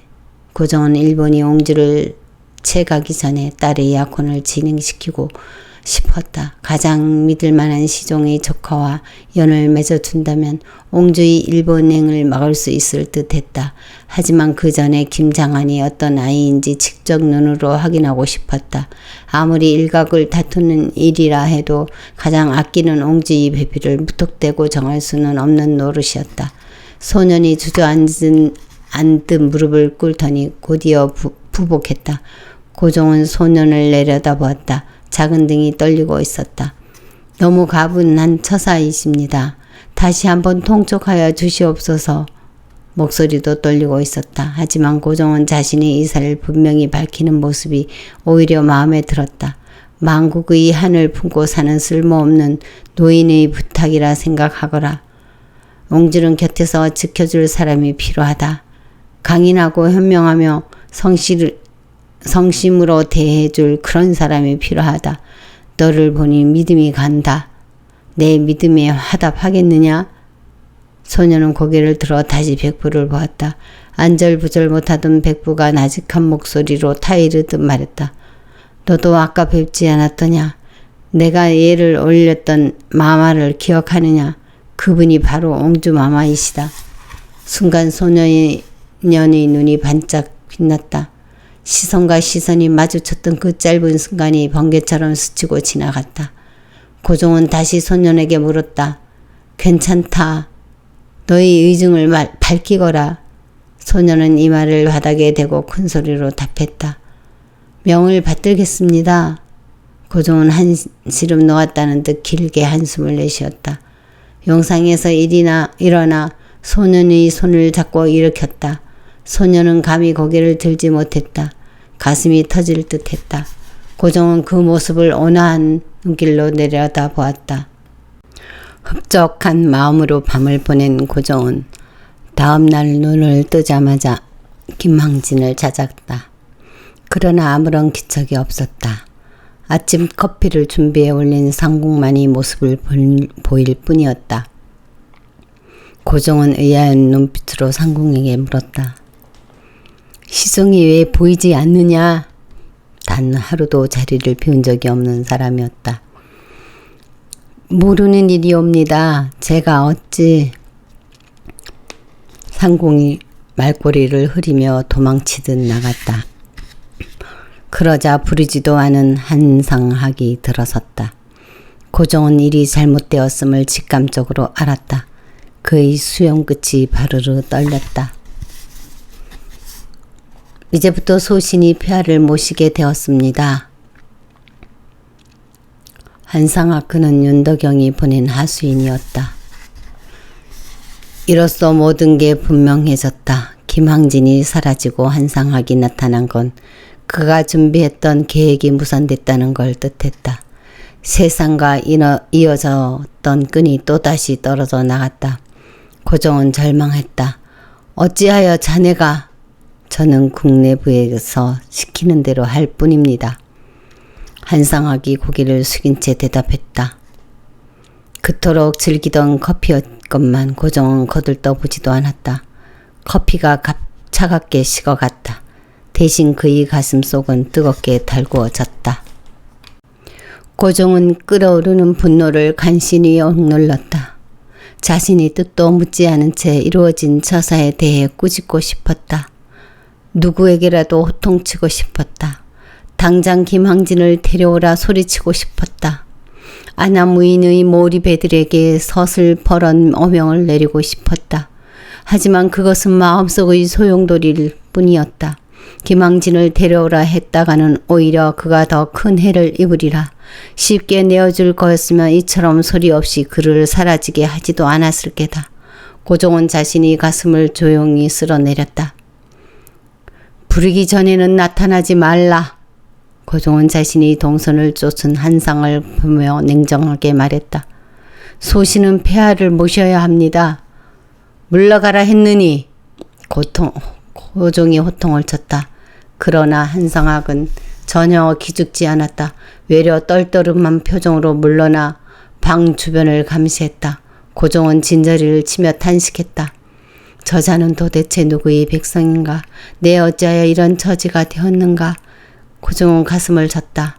그는 식어버린 커피를 쳐다봤다. 유난히 커피를 만류하던 김항진이 떠올랐다. 그가 있을 때 그의 말을 들어줄 것을. 김항진이 얼굴이 눈앞에 아른거렸다. 그것은 분명 둘만 아는 비밀이었다. 비밀을 캐는 자들이 이렇게 길고도 날카롭게 조용하고도 밀접하게 사람을 심어놓았을 줄이야. 고종은 우리 안에 갇힌 동물처럼 답답했다. 사면이 막힌 고독한 감옥 창살만 없을 뿐이다. 이제 내 곁에는 아무도 없구나. 적들만이 가득하구나. 충신들은 모두 자취를 감췄구나. 고종은 속으름을 토하며 가슴을 쳤다. 충신을 지켜내지 못한 군주라는 자괴감이 그를 괴롭혔다. 그는 옹주를 떠올렸다. 옹주의 곁에도 항상 일본인들이 진을 치고 있었다. 유모도 언제 떼어내 버릴지 모른다. 보모인 교구치 사타고 가정교사인 게이쿠치는 자꾸만 일본 것들을 가르쳤다. 총명한 옹주가 히라가나의 50음을 빨리 익혔다고 무엇이든 가르치려 들었다. 고종은 불안했다. 조선이 마지막 핏줄이 일본 세계에 점점 물들어가는 건 아닌지. 계다를 신고 하오리를 걸치고 학교에 가는 옹주의 모습은 그야말로 생경했다. 아, 이를 어찌할꼬. 고종의 마음은 바람 앞의 등불이었다. 분명 악몽이었다. 형체도 알 수 없는 섬뜩한 존재가 목덜미를 세게 후려치고 갔다. 옹주는 눈을 번쩍 떴다. 온몸이 땀으로 젖어 있었다. 가슴이 불안하게 두근거렸다. 옹주는 유모를 찾았다. 곁을 지키고 앉아있던 유모가 근심 어린 눈빛으로 옹주의 얼굴을 들여다보았다. 유모의 눈에 눈물이 그렁그렁하게 고여 있었다. 옹주는 더러 겁이 났다. 손을 들어 유모의 눈가를 훔쳤다. 그녀의 손끝에 미지근한 눈물이 묻어났다. 유모, 왜 울어? 무슨 일이야? 아니옵니다. 유모는 고개를 돌렸다. 그녀는 소매부리로 눈물을 닦고 나와서 옹주의 얼굴을 지그시 바라보았다. 어찌 이리 땀을 흘리시옵니까? 유모는 깨끗한 수건을 찾아 옹주의 이마에 고여있는 땀을 닦아냈다. 그 손끝이 바들바들 떨고 있었다. 무서운 꿈이라도 꾸셨습니까? 유모의 물기 묻은 음성이 무겁게 갈라졌다. 너무 무서워 잠이 깼어. 말로는 설명할 수 없는 꿈이었다.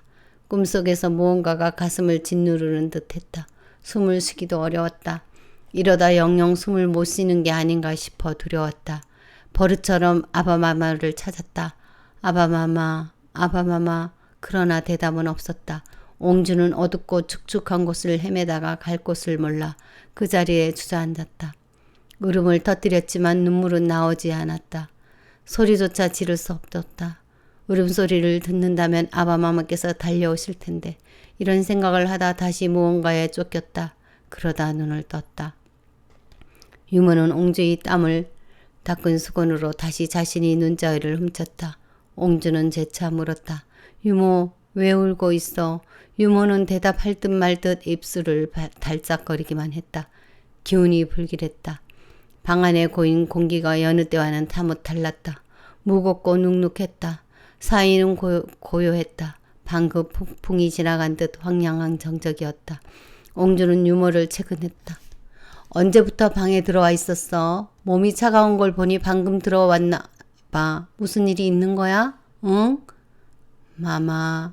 유모는 갈라지는 음성을 가다듬으며 입을 뗐지만 더는 말을 잇지 못했다.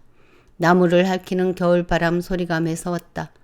옹주와 유모 모두 창밖을 바라보았다. 하늘은 시리도록 푸르렀다. 마마, 황자께서. 옹주는 아바마마는 말에 눈을 크게 뜨고 걱정스러운 표정을 지었다.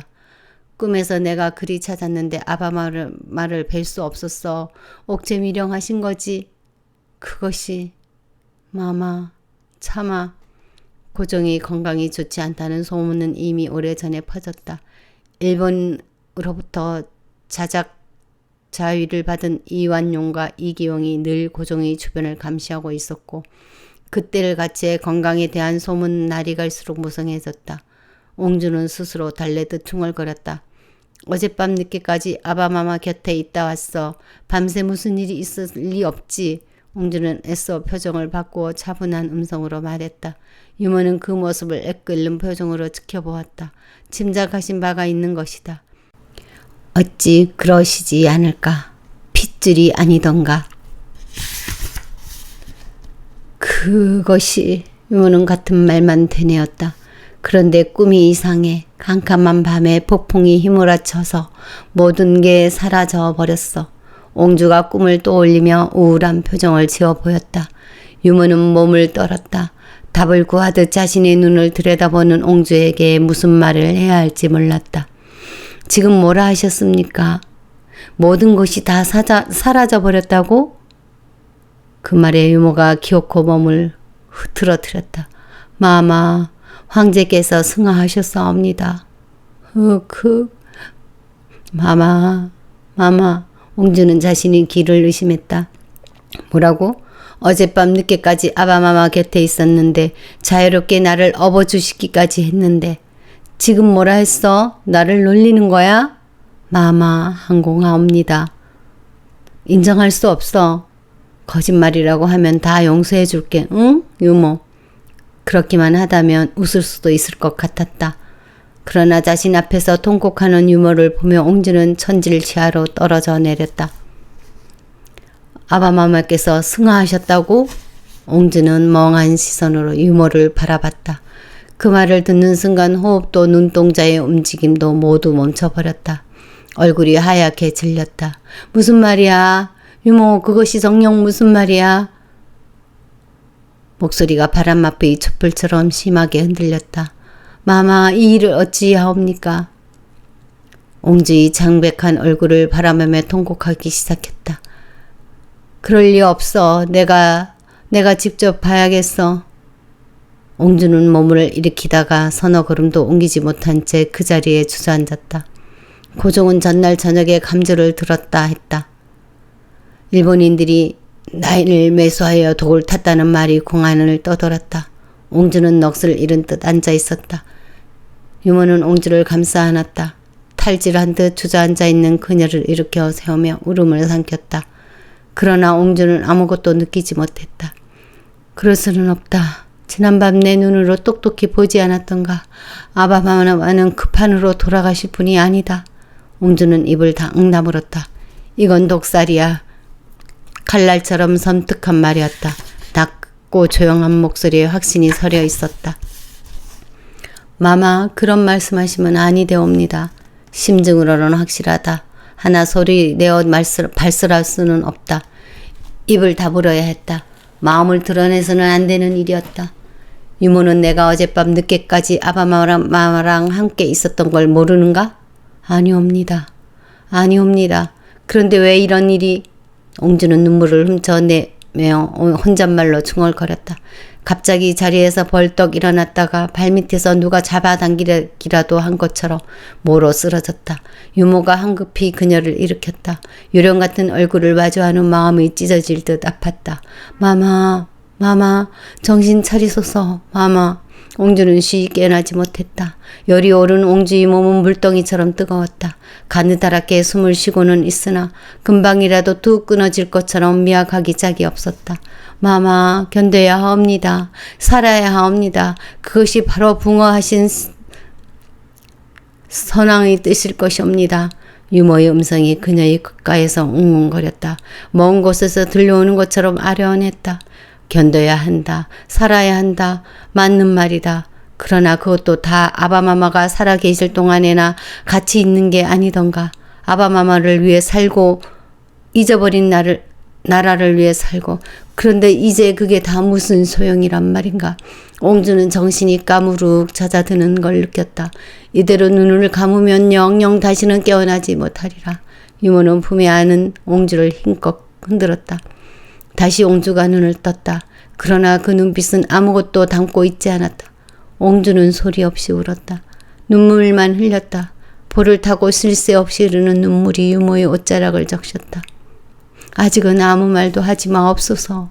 유모는 주문처럼 그 말을 읊조리며 옹주의 작은 등을 계속 쓰다듬었다. 고종의 승하 원인에 대한 의문은 풀리지 않았다.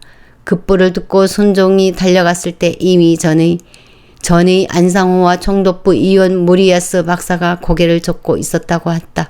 의친환, 이지용, 민영희 등의 근친과 작자들이 별실에 대기하고 있었다. 고종의 유해가 흑자색으로 변했다는 이야기가 궁궐 안을 바람처럼 떠돌아다녔다. 그러나 일본인 어인은 고종의 공식적 사인을 뇌일현이라고 발표를 했다. 수락관의 궁녀 둘이 흔적도 없이 사라졌다는 소문이 흘러나왔지만 진실은 아무도 알 수 없었다. 범인으로 장시국장 한창수와 새로운 시종관 한상학, 윤덕영이 거론됐다. 하지만 그뿐이었다. 힘없는 나라의 백성들은 그저 바람처럼 떠도는 소문의 말을 보탤 뿐이었다. 남중 지침이라 했는데. 밤새 눈물을 쏟고 나서 옹주는 이렇게 중얼거렸다. 궁안이 뒤숭숭한 가운데 1월 27일 대훈위 이태왕 헌거에 대하여 특히 국장을 행한다는 칙령에 따라 고종의 국장을 관장하는 장의궤 사무소가 동경 궁성안의 내각에 설치됐다. 조선의 의례서인 상례법편의 제반 절차를 따르다가 갑자기 1월 27일에 일본식 제례를 따르게 한 것은 누구도 이해할 수 없는 처사였다. 저승으로 가시는 길조차 일본식을 따라야 하는구나. 사람들은 장례 의식조차 일본식으로 치러야 하는 고종의 죽음을 한탄했다. 고종의 승하 소식이 전해지자 백성들이 전가 통곡이 대한문 밖에서 이어졌다. 온 나라가 눈물 바다가 된 가운데 24일 영친왕이 귀국했고 25일 밤엔 제궁이 함령전으로 들어갔다. 이왕직 고등관 및 황실 친족, 귀족들은 전통상복 혹은 양장예복으로 갈아입고 성복제를 치렀다. 그렇게 일이 진행되는 동안에도 어린 옹주는 인형처럼 아무런 말이 없었다. 2월 9일 순 일본제의로 국장을 행한다는 봉고제가 진행됐다. 내노라 하는 인사들이 봉고제에 참석했다. 제관장은 이토 히로쿠니였다. 귀족 대표 윤태경 후작, 민영유의 자작, 야마가타 이사부로 정무총감 등도 참석했다. 제관장은 이토 히로쿠니였다. 귀족 대표로는 윤태경, 민영희, 야마가타, 정무총감 등도 참석했다. 일본식으로 제의를 차려입은 사람들이 경운궁 안에 득실거렸다. 이제 우리 마마 가여서 어찌할꼬. 유모가 훌쩍거렸다. 옹주는 아무 말도 하지 않았다. 낭중 지침이라 하였어. 단호하게 그 말을 되풀이해 외치는 옹주의 눈에 꾹꾹 눌러 담은 분노가 가득했다. 백성들이 분노도 하늘을 찌르듯 했다. 참다 터지는 분노는 아무도 걷잡을 수 없었다. 갑수는 혁대를 잔뜩 졸라맸다. 일경에 충성했던 시간을 떠올렸다. 그들의 말이라면 어미 머리채라도 잘 나올 만큼 물불을 가리지 않았던 날들. 자네는 도무지 조센진 같지가 않아. 하하, 조롱이라도 좋았다. 그는 시바스키 말을 믿기로 했다.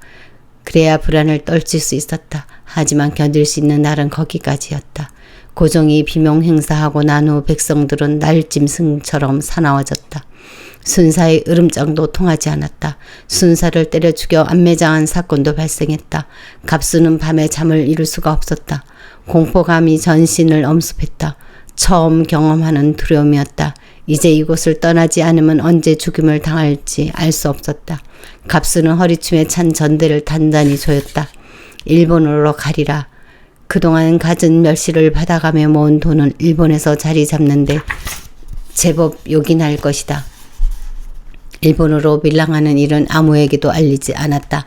미안하고 염치 없었지만 동생에게조차 비밀이었다. 나라야 어찌됐건 나는 살아야 한다. 갑수는 그 말을 수없이 되뇌었다. 바깥엔 이미 짙은 어둠이 내려앉았다. 갑수는 조용히 집을 빠져나왔다. 불 꺼진 집을 돌아보니 불현듯 서글펐다. 동생은 심부름을 핑계 삼아 친척집에 보내두었다. 친척집이라고 해야 6천이 넘는 촌수이니 갑수가 사라진 후 기술을 돌보아줄 리 만무했지만 코앞에 동생을 두고 떠나기에는 마음이 편치 않았던 탓이다. 늘 부담스러운 동생은 그렇게 떨쳐내었다. 야반도주란 게 이런 것이구나 생각하며 갑수는 걸음을 재촉했다. 인천항에서 새벽 1시에 뜨기로 돼 있는 밀항선을 타려면 서둘러야 했다. 저녁 늦게까지 주재소에서 열심히 일하는 척했으니 그를 의심할 사람은 없을 것이다. 갑수는 내심 자신이 주도 면밀함에 감탄하며 고개를 주걱거렸다. 어둠을 타고 마을 어귀를 벗어나올 쯤이었다. 갑자기 시커먼 형체가 앞을 가로막았다. 1번 순산 미루였다. 눈빛이 날카롭고 잔인한 사내였다. 그는 사사건건 갑수를 걸고 넘어졌다. 만세 사건으로 잡혀 들어오는 조선인들을 제대로 치조지 않는다고 윽박질렀다. 너도 같은 조생징이냐나? 그러니 봐주는 거 아니야? 갑수는 그런 의심을 받을수록 더 거칠게 사건 연루자들을 취조했지만 그는 흡족해하지 않았다. 지난번 있었던 시바스키는 그래도 인간적이었다. 이 시간에 어딜 가시나? 빈정거리는 말투였다. 팔짱을 끼고 갑수를 노려보는 미루는 이미 갑수의 계획을 알고 있는 듯했다. 아득했다. 그러나 주저앉을 수는 없었다. 갑수는 헛기침을 하며 미루를 바라봤다. 아, 미루 형님, 이 늦은 시간에 웬일이십니까? 너스레를 떨었지만 떨리는 목소리를 숨길 수는 없었다. 내가 먼저 물었지. 그는 허리춤에 찬 칼에 손을 갖다 대며 냉랭하게 말했다. 승을 잡으러 가는 길이오. 내가 추격하는 독립군이지요. 그 순간 왜 허승이 생각났을까? 미루의 입가에 차가운 미소가 돌았다. 독립군? 그놈과 내통하나? 우리 기밀을 빼돌리려는 거 아니야?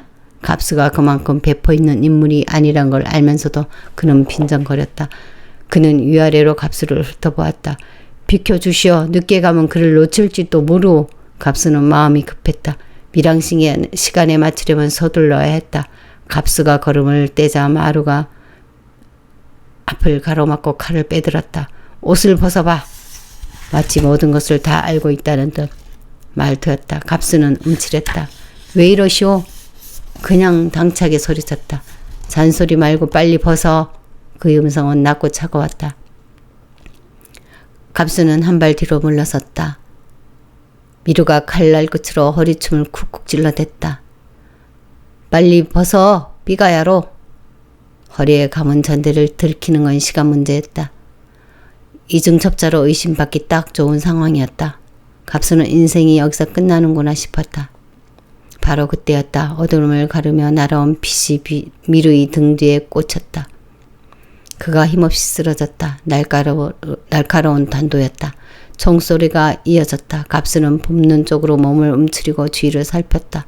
서너 명의 사내들이 저만치에서 총을 쏘며 몰려오고 있었다. 만세 사건의 잔류 세력들이었다. 그들이 난사한 총알이 갑수의 어깨를 관통했다. 윽!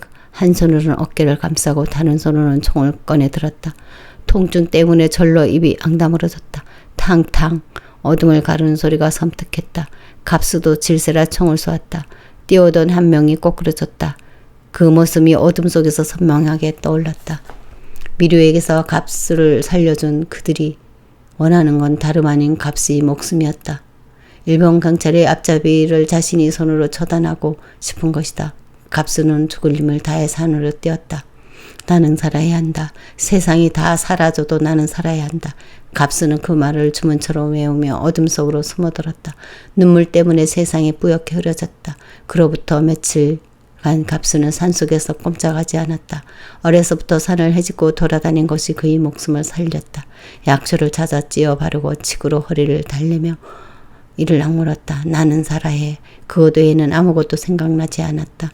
고종의 국장을 계기로 독립운동이 전국을 뜨겁게 휩들 때 갑수는 미꾸라지처럼 산을 빠져나와 어디론가 사라졌다. 허름한 옷차림을 한 초로의 남자가 시장에 나타났다. 남대문 근처 서성대던 남자는 일본 경찰이 지나가자 번거지를 더욱 깊이 눌렀었다. 한 손에는 큼지막한 가방을 들고 한 손으로는 소년의 손을 잡고 있었다. 소년 역시 등에다 제 등치만한 보침을 하나 메고 있었다. 주변을 살피는 눈빛이 불안해 보이기는 했으나 꼭 담은 입술에서 어떤 결연한 의지가 느껴졌다. 시장통 어디선가 국밥 냄새가 구수하게 퍼졌다. 소년이 코를 벌름거렸다. 배가 고프냐? 사내가 묻자 소년이 고개를 저었다. 조금만 기다려라. 소년이 유순한 눈을 뜨러 남자를 올려다봤다. 눈이 붉게 충혈되어 있었다. 놓고 싶지 않은 손을 꼭 곧 놓아야 한다는 불안이 눈에 가득했다. 내 이름이 무엇이냐? 이름을 묻는 남자의 눈빛이 몹시 고통스러웠다. 박무영입니다. 그래, 너는 박무영이다. 그림자처럼 살라는 뜻이다. 잊지 말아야 한다. 남자는 소년이 손을 더욱더 힘주어 잡았다. 전차가 땡땡땡 소리를 내며 지나갔다. 소년의 시선이 그 뒤를 쫓았다. 그러나 걸걸한 목소리가 들리자 곧 고개를 돌렸다. 늦었습니다. 이 아이가 그 아이요? 그가 소년의 머리를 쓰다듬며 얼굴을 자세히 들여다봤다. 그렇소. 잘 부탁하오. 중년 남자가 딱딱하게 굳은 목소리로 대답했다. 가만. 이럴 게 아니라 어디 국밥집에 가서 욕이나 하고 헤어집시다. 걸걸한 목소리의 남자는 덩치도 크고 배포도 커 보였다. 중년 남자는 그의 뒤를 따르며 힐끔힐끔 남자의 형색을 살폈다. 그는 국밥집으로 성큼성큼 걸어 들어갔다. 손님이 별로 없었다. 입에 풀칠하기도 어려운 시절이었으니 국밥조차 호사인 사람이 많았다. 남자는 얼기설기여금 기다란 나무 의자에 앉았다. 뽀얗고 구수한 국물, 쇠고기와 내장이 섞인 국밥이 탁자에 놓이자 그가 허겁지겁 숟가락을 들었다. 배가 고팠는지 단숨에 한 그릇을 비워냈다. 그러나 중년 남자와 소년은 몇 숟가락 뜨다 말고 숟가락을 놓았다. 허승이라 하오. 국밥 한 그릇을 다 비우고 나서야 그가 투박하고 두툼한 손을 내밀어 악수를 청했다. 마주 잡은 둘이 손이 무척 대조적이었다. 최다감이 말했던 분이로군요. 중년 남자는 그제야 깊숙이 썼던 모자를 벗으며 경계를 풀었다. 허승은 중년 남자의 불안하고 초조한 눈빛을 읽어냈다. 너무 염려하지 않아도 될 것입니다. 남자가 트림을 하며 소년이 보침을 덜렁 들었다. 소년이 움찔했다. 하지만 금세 입술을 꼭 다물며 결연한 표정을 지어 보였다. 내 이름이 뭐냐? 남자가 확인하듯 소년이 어깨를 잡은 채 눈을 들여다봤다. 박무영입니다. 소년이 단단한 목소리로 또박또박 대답했다. 그러나 표정은 여전히 불안하였다. 그 모습을 지켜보던 허승이 쓸쓸하게 미소 지었다. 소중한 이들이 이별이 어떠한지 아는 때문이었다. 도착하는 대로 소식을 전하도록 하겠습니다. 허승이 먼저 일어섰다. 중년 남자의 눈에 물기가 흐렸다. 하지만 말은 없었다. 허승은 소년의 손을 잡았다. 크고 두툼한 손에 이끌리듯 걸어가던 그가 울음을 터뜨릴 것처럼 얼굴을 실룩거렸다. 아버지, 소년이 울먹이며 입술을 달싹거렸다. 먼 길을 떠나는 불안함이 그 말 한마디에 그대로 녹아 있었다. 그러나 소녀는 지금보다 더 단단해져야 한다. 허승은 국밥집을 나서며 단호하게 일렀다. 사나이는 아무 때나 약한 모습을 보여서는 안 된다. 소년이 허승이 목소리에 놀란 듯 두 주먹을 꼭 쥐었다. 중년 남자가 그 모습을 하염없이 지켜보고 있었다. 3.1 운동으로 타올랐던 불씨는 시간이 갈수록 점점 더 커져만 갔다. 통치자로서의 전원마저 잃고 수모를 당해야 했던 고종에 대한 연민과 나라를 잃은 슬픔, 일본에 대한 적개심이 함께 불붙은 민심은 기름 부은 불쏘시개처럼 달구어졌다. 세상은 흉흉했고 분노한 민심은 거칠 것 없는 노도처럼 변해겠다. 바깥 세상은 그랬다. 그러나 궁궐에서의 시간은 여전히 천천히 흐르고 있었다. 유모는 유나인을 조용히 불렀다. 차 한 잔 타려오너라.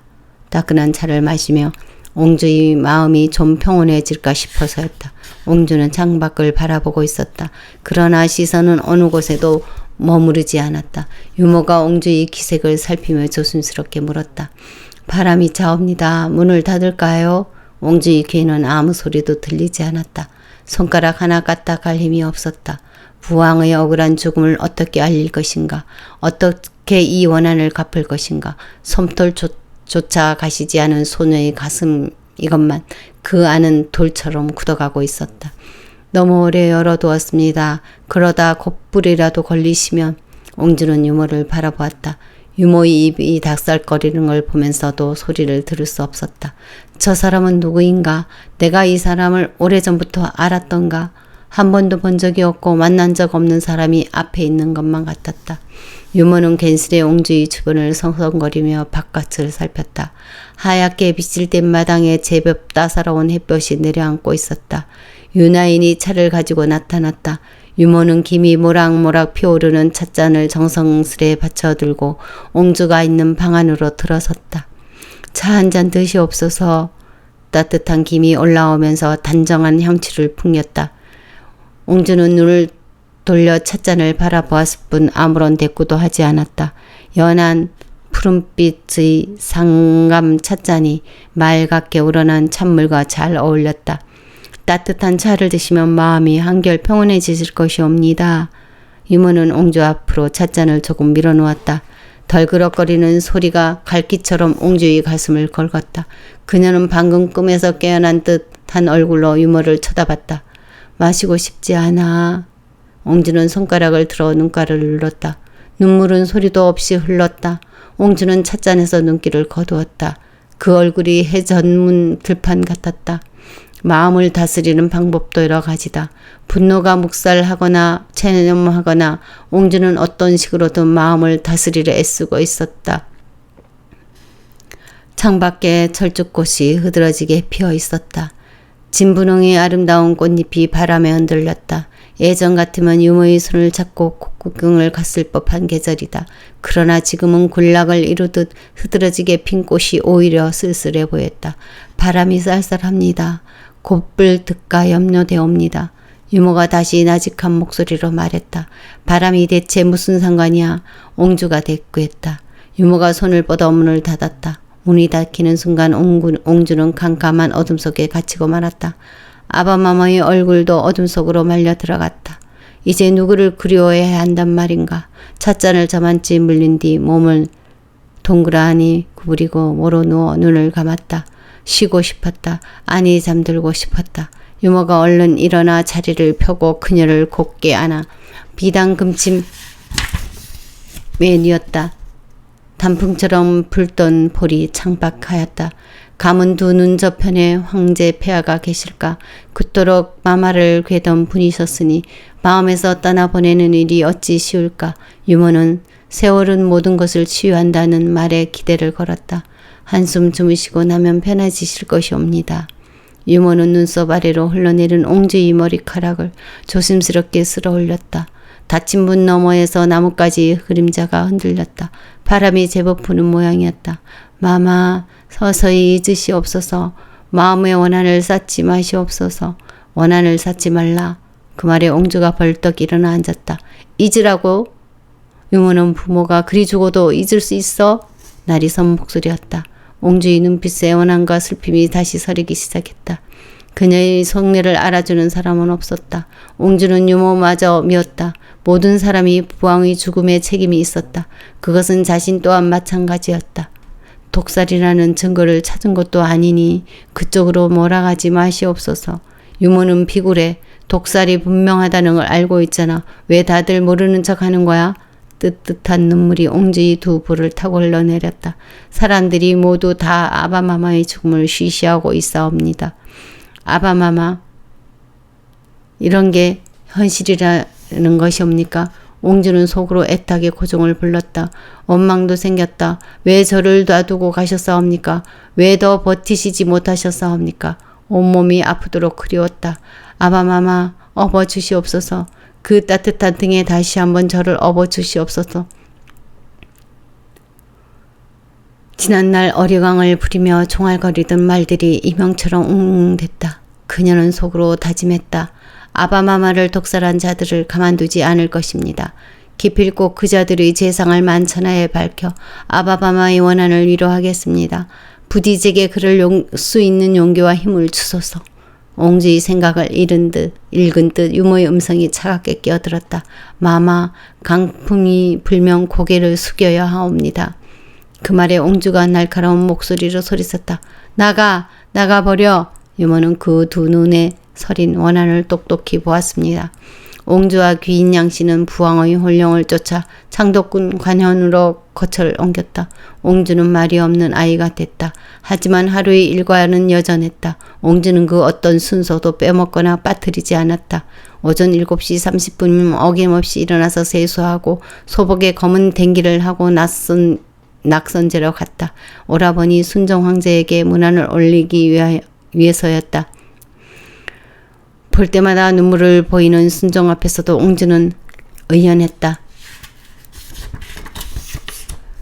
문안을 올린 후에는 다시 관현으로 돌아와 아침상을 받았다.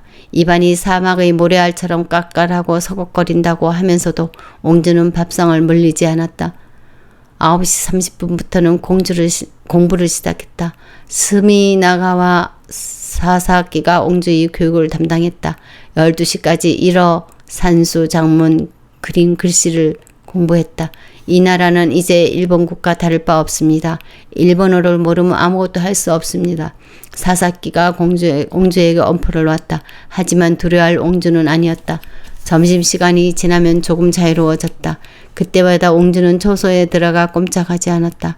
가끔씩 방문을 열어두고 멍하니 창밖을 바라보기라도 했다. 햇살이 비켜간 숲속을 조용히 거닐기도 했다. 햇볕이 가려진 시원한 숲길에서 옹주는 혼자서 노래를 부르기도 하고 뭔가 골똘히 생각하다가 걸음을 헛디뎌 넘어지기도 하고 한자리에 북박힌 듯 앉아서 하늘을 멀거니 바라보기도 했다. 나인 하나가 그림자처럼 따라다녔지만 옹주는 그조차도 불편했다. 기분이 좋은 날엔 가까이 오라 하여 조곤조곤 이야기를 건네기도 했지만 그런 일은 드물었다. 저녁이 되면 효독전에서 저녁을 먹고 10시까지 붓글씨를 쓰거나 그림을 그렸다. 때로는 깊은 슬픔을 이겨내지 못해 통곡하듯 소리내 울기도 했다. 나인들 사이에서 옹주에 대한 이상한 소문이 돌기 시작했다. 옹주마마가 미쳤다는 소문이 도옵니다. 어느 날 철없는 나인 하나가 그런 소문을 고해 바쳤다. 유모는 나인의 따기를 사정없이 올려붙였다. 이불을 함부로 놀리면 어떻게 되는지 알고 하는 소리냐? 벌겋게 볼을 감싸며 눈물을 뚝뚝 흘리는 나인을 보고 옹주가 조용히 입을 열었다. 그 아이가 뭘 알겠어. 놔두어라. 하지만 소문은 그칠 줄을 몰랐다. 미쳐도 곱게 안 미쳤대. 돌아가신 폐하와 이야기도 나눈대. 그런 소문이 쉬쉬하며 퍼져나가도 민망해하는 것은 오히려 아래 것들 뿐. 옹주는 거의 신경을 쓰지 않았다. 그보다는 슬픈 눈길로 먼 데를 바라보며 혼잣말로 중얼거렸다. 그 무엇이 나를 보호할까? 옹주의 눈에 눈물이 가득 차올랐다. 누구도 자신에게 힘이 되어줄 수 없다는 사실을 깨닫고 만 얼굴. 과거엔 수심과 슬픔만이 가득했다. 유모는 그 슬픔이 급해지지 않기를 빌었다. 차라리 누군가에게 의지하지옵소서. 하지만 옹주는 마음을 다든 듯했다. 먼 곳을 바라보는 눈빛에는 어떤 의욕도 욕망도 없었다. 그 눈빛에 남아있는 것은 원망과 두려움과 잔뜩 억눌린 고통뿐이었다. 밤이 되어 눈을 감으면 수많은 귀신들이 나를 에워싸. 그것들이 나를 희롱하고 겁을 줘. 놀라 잠을 깨도 사방에 그들이 보이지. 숲으로 달아나면 숲으로 따라오고 후원으로 달아나면 후원으로 쫓아와. 캄캄한 어둠 속에서 긴 칼을 든 남자가 노려보고 있을 때도 있어. 나는 울면서 도망치기 시작해. 숲속을 헤매다가 다시 어디론가 달려가. 하지만 너무 지쳐서 꼭 그 자리에서 쓰러져 버리고 말아. 옹주의 얼굴에 설핏 두려움이 비쳤다. 그럴 때 누군가가 나를 어루만져줘. 그 익숙한 손길, 눈을 뜨지 않고도 알 수 있어. 아바마마가 찾아오셨다는 걸 말이야. 눈을 뜨면 모든 게 사라질 것만 같아서 난 꼼짝도 하지 않아. 이미 아바마마의 음성이 들려. 나를 부르는 목소리. 옹주야, 내 사랑하는 아기야. 내 죽음을 기억하라. 내 원한을 풀어다워. 마마, 그럴 리가 없사옵니다. 폐하께선. 유모가 황급히 옹주의 말을 잘랐다. 알아. 폐하께서 어린 내게 그런 청을 하실 리 없다는 걸. 하지만 내 귀에는 그렇게 들려. 그저 옹주야 잘 지내느냐? 라고 묻는다 해도 내 귀에는 그렇게 들리는 걸 어떡해. 그런데 나는 아무 대답도 할 수 없어. 그렇겠노라고 목숨을 걸고 아바마마의 원한을 풀어드리겠노라고 말해야 하는데 입이 열리지 않아. 목소리가 나오지 않아. 유모, 내가 겁쟁이라서 그런 건가? 아바마마는 그토록 간절히 원하시는데 왜 나는 선뜻 대답하지 못하는 걸까? 난 정말 자격이 없는 걸까? 그런 날은 자리옷이 흠뻑 젖었다. 옹주가 숲속을 헤매고 왔기 때문이라는 말도 돌았다. 어젯밤도 그랬다. 유모가 깜빡 조는 사이에 옹주가 사라졌다. 비어있는 비단 이부자리를 발견한 유모가 미친 듯 밖으로 달려나갔다. 저녁부터 찌푸렸던 하늘이 비를 흩뿌리고 있었다. 바람이 스산했다. 유모는 아래 것들에게 소리 없이 주변을 둘러보라고 일렀다. 자신도 한급하게 등불을 들고 나섰다. 서늘한 바람이 등불을 위태롭게 흔든다. 유모는 그 불의 의지에 숲길로 들어섰다. 금세라도 무엇인가 튀어나올 듯한 스산했다. 스산하고 소름 돋는 숲길을 몇 바퀴나 돌고 관물현과 낙선제 주변을 헤매고 다녔다. 낙선제 뒤란도 살펴보았지만 옹주는 보이지 않았다. 이 일을 어찌할까? 난망하고 황송한 마음을 주체할 수 없었다. 기진하의 길바닥에 주저앉아 있을 때 나인 하나가 헐레벌떡 쫓아왔다. 옹주마마를 찾아사옵니다. 유모는 등도 내버린 채 벌떡 일어났다. 어디에 계신다더냐? 누마루 밑이 화방에 쪼그리고 계셨습니다. 나인이 고개를 숙이며 조그만 목소리로 대답했다. 그 말은 누구에게도 해서는 안 된다. 알겠느냐? 예. 유모는 한 걸음에 옹주의 처소로 돌아왔다. 깨끗한 자리로 옷을 갈아입은 옹주가 그곳에 누워 있었다. 절로 울음이 터졌다. 마마, 어쩌자고 누마루 밑이 화방에 쪼그리고 계셨나이까? 유모는 그것이 자신이 잘못이라도 되는 양 온몸을 조아려 빌고 또 빌었다. 마마, 비가 내려 축축하고 으스스해서 더 걱정이 되었나이다. 관물원을 빠져나와 낙선제 주변을 헤매고 다녔나이다. 낙선제 뒤란도 뒤졌나이다. 자그마하고 아기자기하게 꾸며져 있어서 마마께 없어 자주 들르는 곳이 아니옵니까? 행여나 싶어 상량정에도 올라가 보았나이다. 찬 밤 공기만 가득했습니다. 만월문에도 가보았나이다. 바깥쪽 문 단벽에 길상무늬와 꽃무늬가 가득한 걸 어여삐 여기셨던 게 기억이 나서 그리하였습니다. 석복현도 기웃거려보고 수강제까지 기웃거려 보았으나 마마는 아무데도 보이지 않았나이다.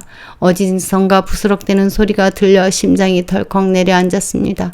혹시 사고라도 당하신 게 아닌지, 어디선가 애타게 저를 찾고 계신 건 아닌지 그런 생각이 들어서 까무러질 것 같았나이다. 그런데 이처럼 무사하시니 다행이옵니다. 만약 옹주님께 무슨 일이라도 생기면 저는... 유모의 말에 옹주가 눈을 떴다. 그만 떠드시게. 나 자고 싶어요. 추워. 눈을 감으며 이불을 끌어덮던 옹주의 조그만 손이 떨리고 있었다. 아까부터 자꾸 춥다고 하십니다. 옹주의 곁을 지키고 있던 나인 하나가 걱정스러운 목소리로 말했다. 보기 나인을 불러서 불 좀 더 넣으라고 일러라. 꽃은 피어도 초록 또한 짙어졌지만 바람은 잠드는 법이 없었다. 유모는 얕은 비단 이불을 하나를 더 꺼내 옹주의 몸을 덮었다. 그날 이후 옹주에 대한 소문은 점점 커져만 갔다. 오늘은 여기까지만 하겠습니다. 다음 편에 이어서 계속 들려드리도록 하겠습니다.